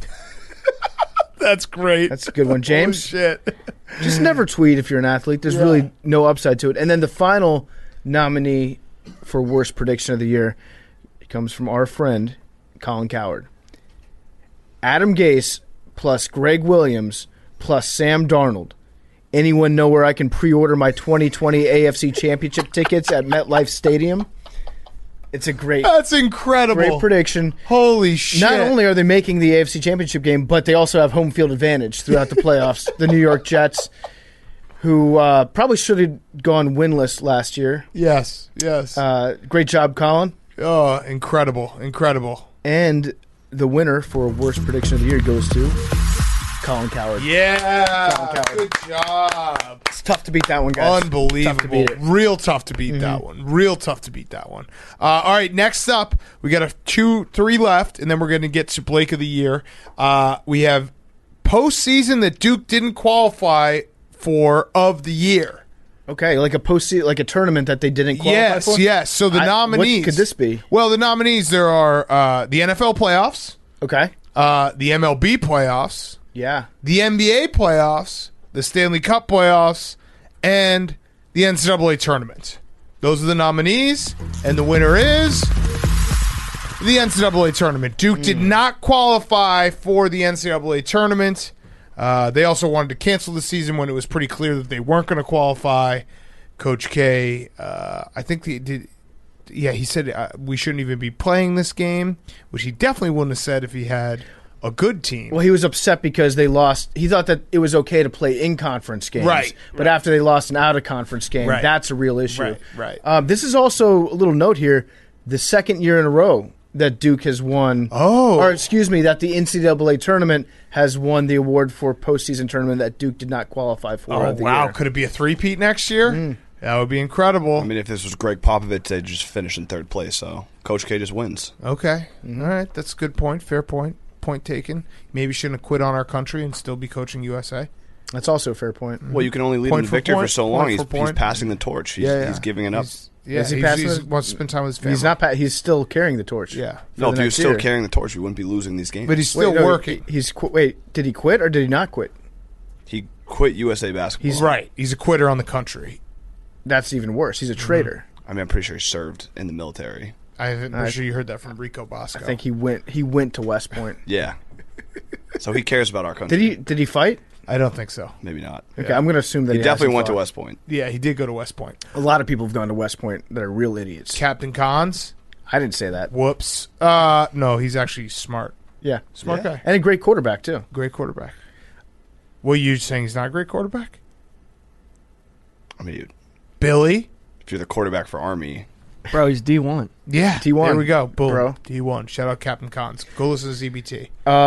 The next award goes... This is in the category of Preemptive Take of the Year. Oh! Preemptive Take of the Year. Now, I have no idea what the nominees are going to be for this one because we're all contributing what we think will be the Preemptive Take of the Year. So we're just inventing takes that we think will happen some point in the next 12 months. Yes. My nominee for Preemptive Take of the Year is Mike Florio of Pro Football Talk for saying that if Richard Sherman had an agent, he wouldn't have contracted COVID. I just think that that's going to happen. Yeah, I like that. Florio likes beating that drum that all players should have agents no matter what. I like that. All right, my preemptive take of the year is it's kind of cheating, but Max Kellerman saying this is the year that Tom Brady falls off a cliff. Yeah, I mean, it's every year. You know what you're doing? Yeah. You're doing a Max Kellerman to Max Kellerman. Yeah, right, exactly. Every year you're like, this is the year that he's going to say it. Yeah, right. Yeah. He says it every year. It's probably going to happen again. It probably will. And then, Hank, you had a preemptive take of the year? Well, I thought when PFT said this, I just came up with one off the top of my head. And with all the conference realignment and stuff going on, and all the NCAA, NILL, I think that the NCAA will be defunct within 5 years. Whoa, I like it.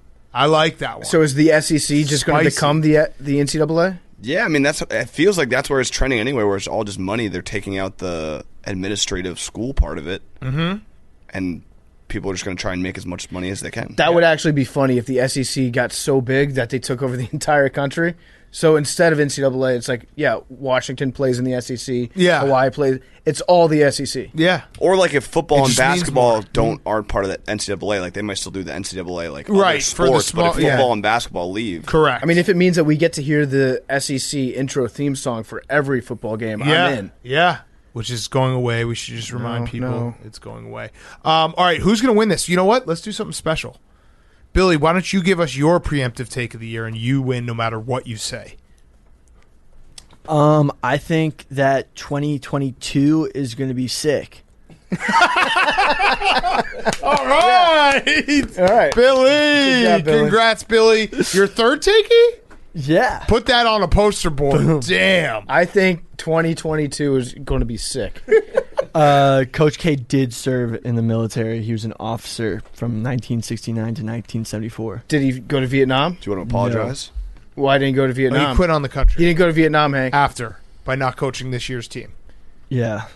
He was in directed services teams. So that sounds like he was a basketball coach. Yeah. Yeah. All right. Last up before we get to Blake of the Year. So here it is, the last takey before Blake of the Year. We have all three Blakes on reminder. It is the Tommy Lasorda Memorial Still Alive Person of the Year. We have some great competition this year. Dickie V has been nominated. He is still alive.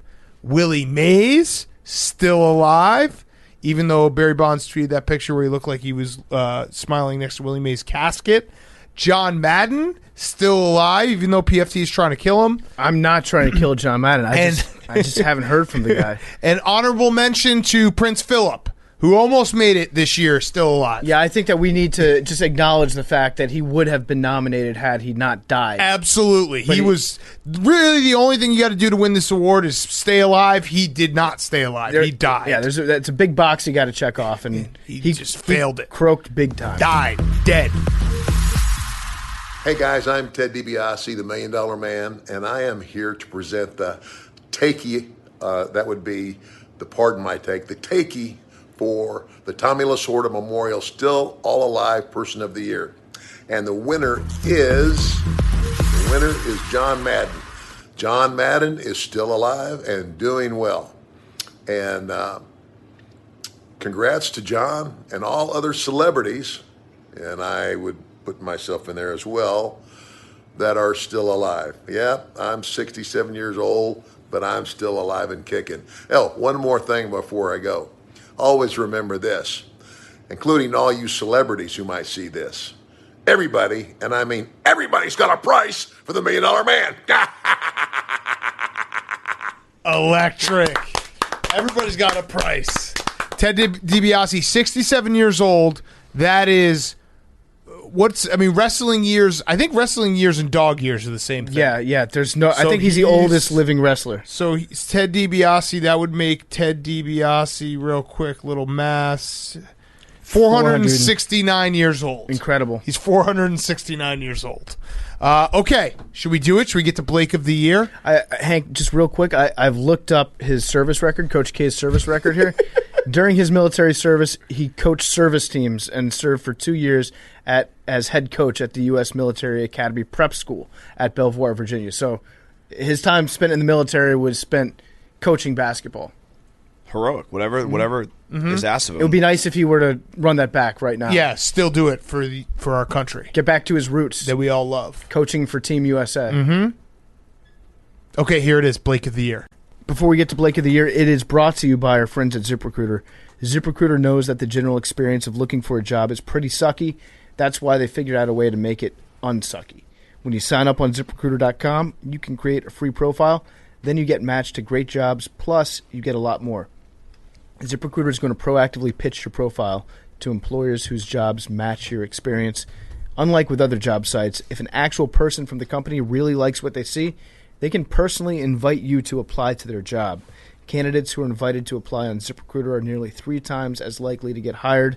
That's according to 10,000 plus logged-in ZipRecruiter users who reported being hired through ZipRecruiter during September and October 2020. Plus, if you like the job, you can apply to it and many others with just one click. So it saves you a lot of time. You just click once and it sends out your resume to all these prospective employers. No wonder ZipRecruiter is the #1 rated job site in the U.S. Sign up for free at ZipRecruiter.com today and experience the better way to find a job. Once again, go to ZipRecruiter.com right now to sign up absolutely free. Put ZipRecruiter to work for you. And now, here's the Blake of the Year. Okay, it is a momentous occasion. It is time for the Blake of the Year. We have all 3 Blakes here with us right now via Zoom, and we decided this year we're going to do something a little different because there was maybe some allegations of using PEDs to, robo pickups and whatnot. So we thought, let's get it fair. Let's get all 3 guys here. The allegations, let's call them what they were. I think that there was a little bit of jealousy, but it did remind us, you were like the Houston Astros of Blake Griffin. They were saying that you were using electronics illegally to answer phone calls. So we're making it more analog this year. Yes. So it's going to be with the lottery machine. How it's going to work is every Blake is going to pick a number. We're going to hit the thing, and it's whoever gets it first. And we'll just keep going. So it could go 1 round. It could go 30 rounds. We're going to leave balls out, though, so it could get down to like 3 balls, and then you just got to hope the number's right. But before we do that, we asked you guys to prepare maybe a little speech as to why you deserve Blake of the Year. So let's start with Brooks, the newcomer still. Brooks, what did you do this past year to deserve Blake of the Year? Being a man of the people, I figured I might as well win the People's Open. I thought that was a good start to the year. Mm-hmm. Brought back the 90s pitcher goatee, fashionable. That was nice. Yep.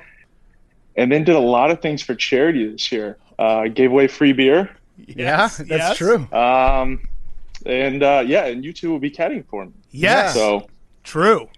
Look, there's a lot of things. And you know what? You encouraged fan participation in golf, which is something that I feel it's like all we about, need more of. Yeah. Exactly. The people. All right, that's good. All right, Blake Griffin, you are the 2-time defending champ. So for anyone who doesn't know, there's been 3 Blakes of the Year. Blake Bortles was the first. He has 1 title. Then that year, Blake Griffin decided that his country was more important than this competition and was like at practice or something. Kind of lame. But the last 2 years, Blake Griffin has won. So Blake, why do you think you deserve a 3-peat here, which would be historic? I guess to really tell this story, we have to take this back to 2020. The pandemic was tough for us all. And right out of the gate, I decided, you know what, let's help those who help us. And so early on, I donated to the Little Caesars Arena. I was playing in Detroit at the time, donated to the support staff at Little Caesars Arena. Mm-hmm. And that was just something that I thought was important if we're touching on charity. Yeah. I held out on dunking for this specific moment. Could I dunk? Yeah, sure. But I needed something to hang my hat on for the 2021 Blake of the Year. So it was more of like, when somebody fasts to like prove a point. Yeah. That was my fast. You're dunking fast. Your personal Ramadan. Yeah. I did it. I broke my fast this year for my campaign for Blake of the Year. Yeah, we certainly appreciate that. Would you say that if you win 3 Blakes in a row, some people are saying that you might be bad for Blakes, like the league has gotten almost like super team of Blakes, and it's not interesting to watch anymore. Would you agree with that, or do you think that it makes it more exciting if we have a 3-time? He just joined one, didn't he? He didn't. He joined a super team. Come on. Come on. Kind of my thing. Yeah, exactly. It is. I prefer the easy way out. Yeah, I don't know. Listen, there's good parity in the Blake of the Year contest. I mean, Brooks being a newcomer, obviously hasn't got one yet, but Blake Bortles has one, and it's been a tough race. Brooks probably been the most successful this year out of the three of us. I didn't really accomplish much, but here we are. So I don't know. Is it bad for Blakes? Maybe, but I think there's good parity. In a weird way, Brooks accomplishing things is actually anti-Blake, because you kind of should just chill out and like be good but not great, It felt like he was trying too hard. Right. I'd agree. I think most people would agree. Well, I mean, he hasn't really won anything. Yeah, that's true. Yeah. That's true. That's true. Well, he did win the British Open, but Colin Morikawa won't play him in a one-round playoff. That's true. So he kind of won that. All right, so Blake Bortles, our original Blake of the Year. Why do you deserve it? I didn't know we were doing the foundation thing. But since that's what we're doing, my charity golf tournament was actually just canceled, because of COVID. But we are going to get that going again, so we'll get money back into the hometown. I mean, I compared to these two, I've done absolutely nothing. I have an active streak, though. I've written all this down. I have an active streak of 7 consecutive trips to the gas station without buying dip. Whoa! It's hard. I've managed to keep my hair from growing back, and I had another kid, so I got that going for me. Oh, right, shit! cool. All right, there we go. Are you in? That's what I got. Are you in Green Bay right now? No, not yet. I also got a new job. Yep, Yeah. in Green Bay. I threw, give or take, 4 touchdown passes during OTAs. So, Wait, give or take? Are we taking? How many did you actually throw? 3 to 8. So, you pick a number in there. All right. It's somewhere in there under 10. I think as Blakes, you guys have accomplished a lot this year. All right, so everyone understand the rules. We're going to do this. It's a number 1 through is there 100 in there? I think 100's in there. Is it? Yeah, I think 100 is in there. Maybe say 1 through 99 just to be safe. I can't remember if 100 is in there. And we're going to do it until someone gets it exact, and that person will be Blake of the Year. And on top of that, they will be the new voice that introduces you to Part of My Take when it says it's Part of My Take presented by Barstool Sports at the beginning of the show. We've decided we're going to have a new voice over there, so you also win that, which is pretty awesome. And what did we say? Blake of the Year is going to donate $10,000 to us personally. So that's also something you've won. Pretty cool. I have a question. Yeah. I have a question. So say like Brooks gets it right off the bat. Do me and Blake also get and then there's a playoff? No, everyone guesses at the same time. Don't worry, Blake. There's no playoff. Yeah. No playoffs. Don't worry. I'm fine with a little bit of playoffs. Like a half of the playoffs. Half of the playoffs. Yes. Yeah. Okay. All right. So so everyone guesses their number. And then we'll hit it, and then we'll just keep going. And Billy's keeping track here, so that will probably be a disaster. But Billy is keeping track of the numbers that are picked, so we can shout those out before, so you don't repeat something that's already off of the board. I'm hoping personally, from a show standpoint, that either someone gets it on the first try, or we sit here for an hour guessing ping pong balls. So let's hope that one of those two things happens. Blake, as the Blake Griffin as the Blake of the Year, the reigning Blake of the Year, I'll let you choose first, and then Bortles you can choose, and then Brooks you choose. So it's all at the same spin, but go ahead, say a number. 32. 32. Blake, Bortles? 9. 9, and Brooks? 12. 12. All right, write those down real quick. You got it? Billy. All right, here we go. 32, 9, and 12. This is intense. This is going to be terrible, terrible podcasting if we go 10 rounds. I think it'll be wonderful. 32, 9, and 12. Oh, first number's 84. 84, Randy Moss. It's off. Close. Okay. Close. What just happened? Was there a ball that just went over there? No, I don't think so. Oh, okay. All right. Go again. 62. 62. 19. 19. 74. 74. 62, 19, 74. Oh, 62 just crept up there. 62. 62 wants it. This is going to be so bad. 94. Okay. No winners. No winners. Oh, sorry. Just to reset, 84 and 94 are off the board. Yes. 2. 29. 57. I like that Brooks is really thinking about this. Yeah, no, we're all over the board, too, which I like. There doesn't seem to be a strategy here. Nope. Oh, boy. 2, 29, 57. What is that? 27. 27. Oh. Bortles was 2 off. 2 off. Damn. Right there. This really, we didn't think this through. This is going to suck. Oh, go ahead. 89. 89. 39. 39.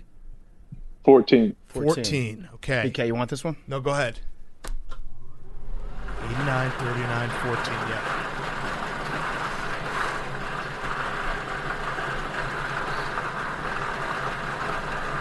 Oh, God. It's 68. It's not 89. I thought that was 89. I thought it was 89, too. Holy It's upside down. shit. Blake, good with numbers. Almost with a three-peat there. Wow. Okay, we go again. 12. 12. 44. 44. 81. 81. Whose dog is that? That's mine. 12, 44, 81.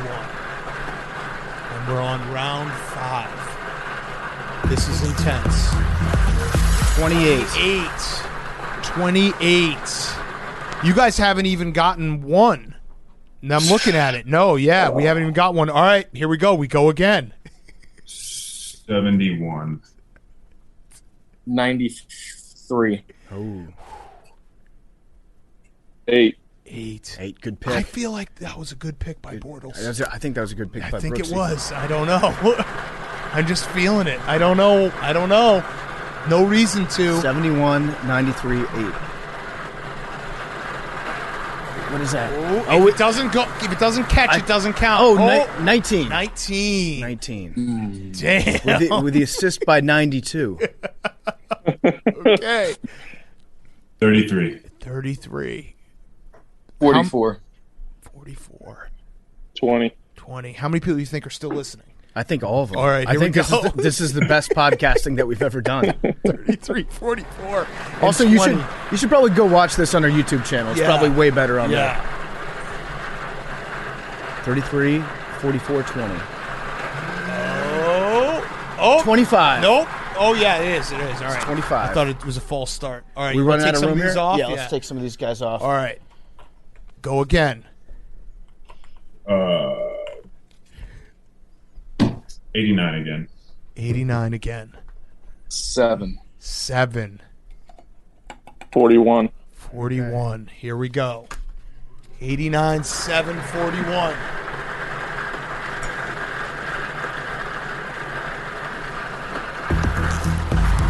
Oh, 7 7 almost. was right there. 93 jumped is up. the number. That was Bortles' pick from 2 rounds ago. 2 rounds ago. Damn, he's on it. He also picked 7 there, and 7 popped up. Yeah, it's like when you see a batter step up and they're hitting the very bottom of the ball. But you got your timing down. Bortles is definitely sniffing around it. Okay. Billy, do you want to do a quick reset and tell them what numbers they can't pick? So we have outside of the pool 84, 94, 27, 68, 28, 19, 25, and 93. Okay. You guys remember all those? Yeah, got it. 23. Got him. Okay, Got so him. 23 is the pick for Blake Griffin. 5. 5. Ooh, his number. I like that, yeah. Yep. 73. 73. Yep, that's still available. Okay, go ahead. Hit it, PFT. There we go. 23, 5, and 73. Imagine if it's 5. Imagine. Bortles is hot. Oh, 5 was popped up. Danced out. And 87. This is now, we're getting what we wish for. This is going on far too long. Okay. Give me 24. 24. I'll take 58. 58. 39. 39. I'm surprised none of you have just gone with the same number every time. It seems like a strategy where you wouldn't have to remember what to choose. Yeah, but that's, you know. Okay. 24, 58, 39. 71. 71. Now, Blake Griffin picked that 4 turns ago. Wow. Should have stuck with it. Should have stuck with it. 32. 32. 77. 77. Okay. 16. 16. Here we go. 32, 77, 16. 47. 47. 47. 47 is the most frequently selected ping pong ball That's out of this actually machine. a fact. Yeah, if you had just picked that, you would have gotten it. All right. Thanks for listening to the show, guys. I'm going 32 again. 32. All right, so Blake Griffin is the first to pick the same number strategy. Yep. You changed it up. Yeah. I like that. 9. 9. 21. Wow, so now there's a little gamesmanship going on.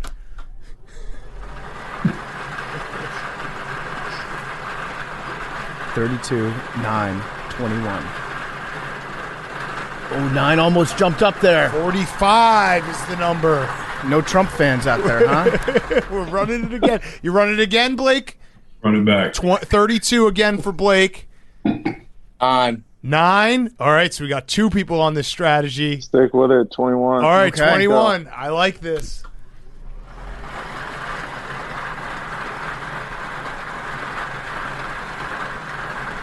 Mm. 32, 9, 21.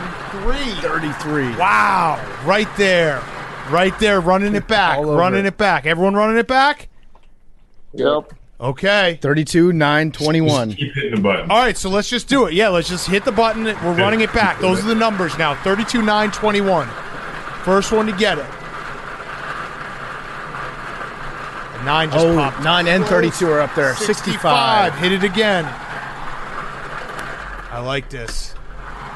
This machine might break. Now we're being efficient. Yeah, no, this was if we just keep it going. This machine cost me $1,000. Would you believe that? Bought it from China.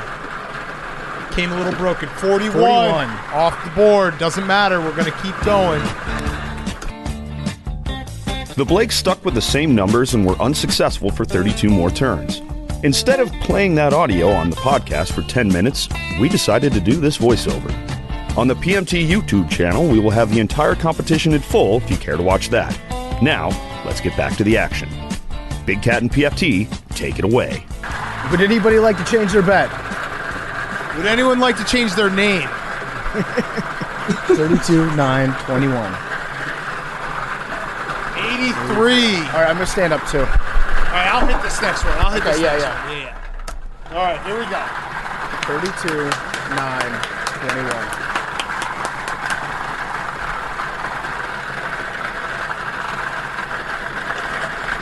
52. That's almost there. Yeah, we're getting close. We're getting there. I can feel it. We're getting there. Should I go? There's an option to do. It picks. You only have to hit it once, and it goes like 3 times in a row. Should we do that? Let the machine take over. 16. Yeah, let the machine. Man, all right. I'm gonna do the 3 option. Here we go. 3 option.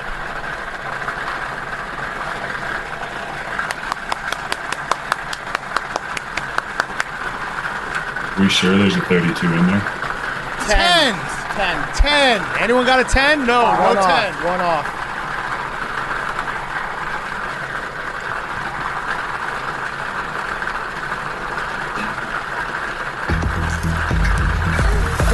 Oh, 88. How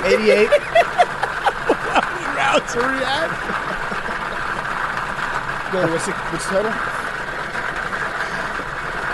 56. 32, 9, 21.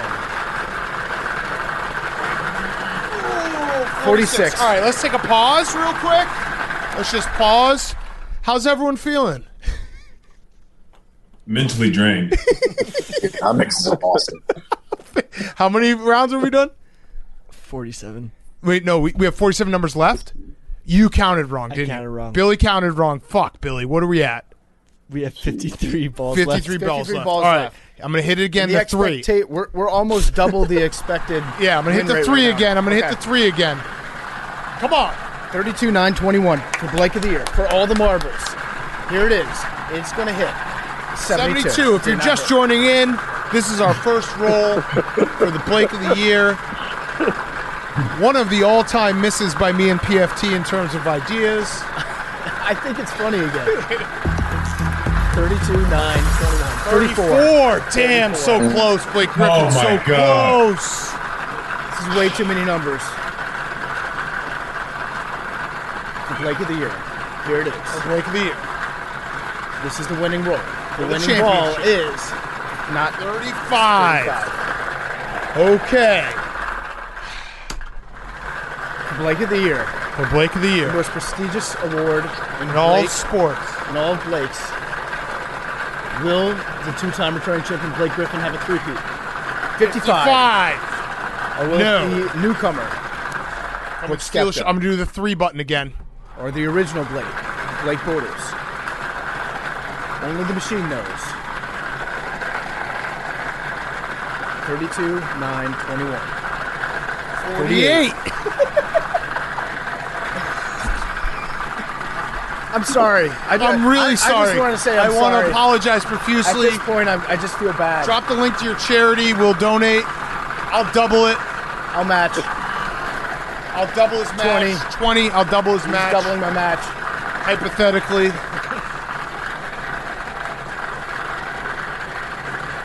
All right, here we go. Blake of the Year. I can feel it. Can you feel Yeah, it, Big here Cat? it is. I feel it in the room. There's good energy going right now. There's good energy in the lotto machine.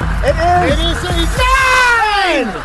It's a 9! Holy shit, it's a 9! Guys, it's Blake a 9. Bortles. The original Blake returns to claim his throne. Oh my God. What a story. He outlasted him. Holy shit. Blake, It's a valiant effort. can you give us a victory speech or something? The mental Yeah. fortitude he just had was unbelievable. Unbelievable. Thank you to all the fans, everyone that supported us along this journey. Blake and Brooks were incredible competitors. They deserve everything they have coming their way in their future endeavors, and I'm just going to enjoy this moment. Yeah. Incredible moment. Green Blake Packers. I feel bad for Blake Griffin. His dynasty run is over. Actually, no. If you win next year, dynasty's back on. It's 3 out of 5, I think. Yeah, 3 out of 4 would be a dynasty. Brooks is still. I mean, it's tough. He's got nothing to show for it. This is brutal. Yeah. It's what are you going through right now? What's going through your head? Honestly, no. I'm so lost right now. I did everything I could this year, and just not a mental Armageddon, if you know what I mean. Yeah. Do you think maybe you need to change up your strategy, go towards more of a numbers-based approach, or I don't know, change your body in a way? Yeah, that I could be. Yeah, I'd probably be more scientific with it next year. You know? Yep. I think actually, if you had done that this year, you probably would have had a better chance because you were just stuck with a number right off the bat. I think you picked 12 in the opening round, and I believe 12 hit, didn't it? Yeah. So yeah, maybe it's a There's math a good thing. chance that it did hit. All right, and Blake Griffin, your run is over. I mean, this has got to hurt. You still, it's kind of like winning a Masters or something. Like, you still are a Blake of the Year. You just not the reigning Blake of the Year. Yeah, it's you can't win them all. For a second there, I thought about logging off for Blake's victory speech, but I decided to be the guy that actually does the handshake line. Yeah, I'm happy for him. Listen, I think this will make Brooks and I better next year. It's not the end of the world. Yeah, I think standing there and watching Blake give his acceptance speech, that's probably going to be all the fuel that you need for next year. Right. The confetti's coming down. You're watching it happen. I'm one of the guys that's going to post a picture of me in the weight room tomorrow morning. Yes. Already training. And the worst part was you had 32, and I think 31 hit, so you were basically – your toe was on the line. Mm-hmm. Oh, I see. Yeah, no, that's cool.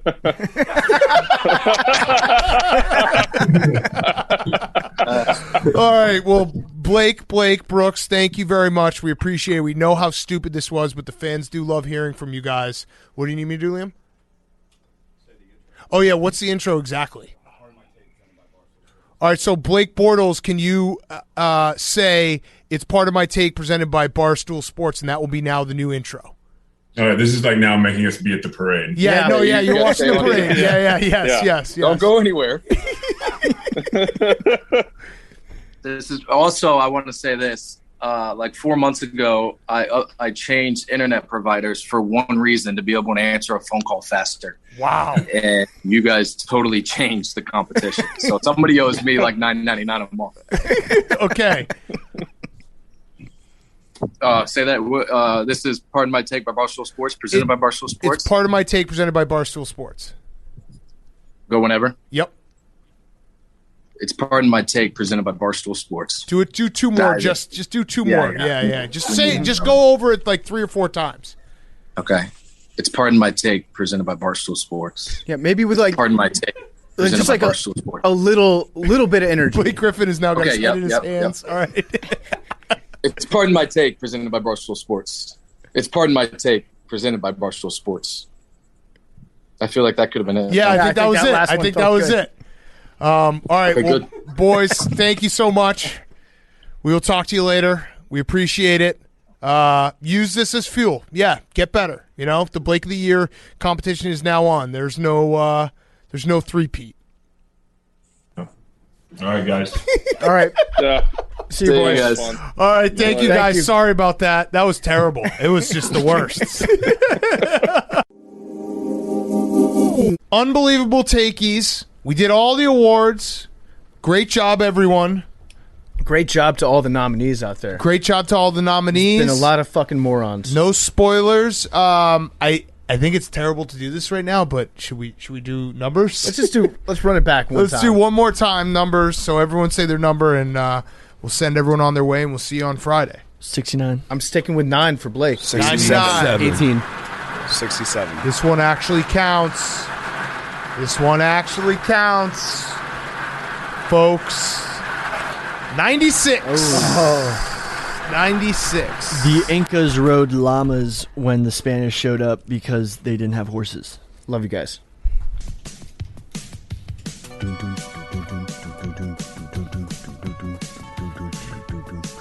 Uba. Did you retweet it enough? Uba. Did you? As a listener, did you retweet it enough this year? I think it's time for them to take a good look in the mirror, Big Cat. Did you support us? Did you support the boys? Listen, are you going to be a friend or are you going to be a fake friend? Fake friendships are over. Good question. I'm done with toxic relationships, Big Same. Cat.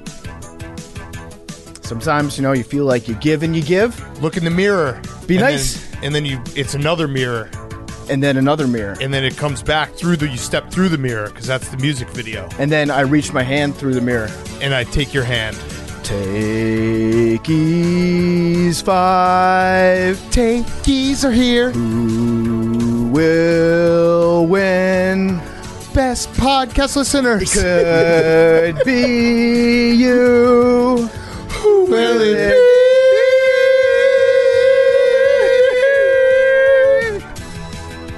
And the nominees are, for best podcast listeners, the Daxon 5, Dax Shepard. Let's get Lebetarded in here, Stugat's Army Message Board. Sophia's OnlyFans with an F. Bill Simmons, the billionaires should pay for their own fucking Spotify's. Mike Greenberg, radio show listeners. Ooh, please be me. That was even boring how it was written. Ryan's Kids, the Russillo Nation. Woj Simps, Adrian Wojnarowski's podcast. I think that's Woj Simps. Woj Simps, got it. Woj Simps.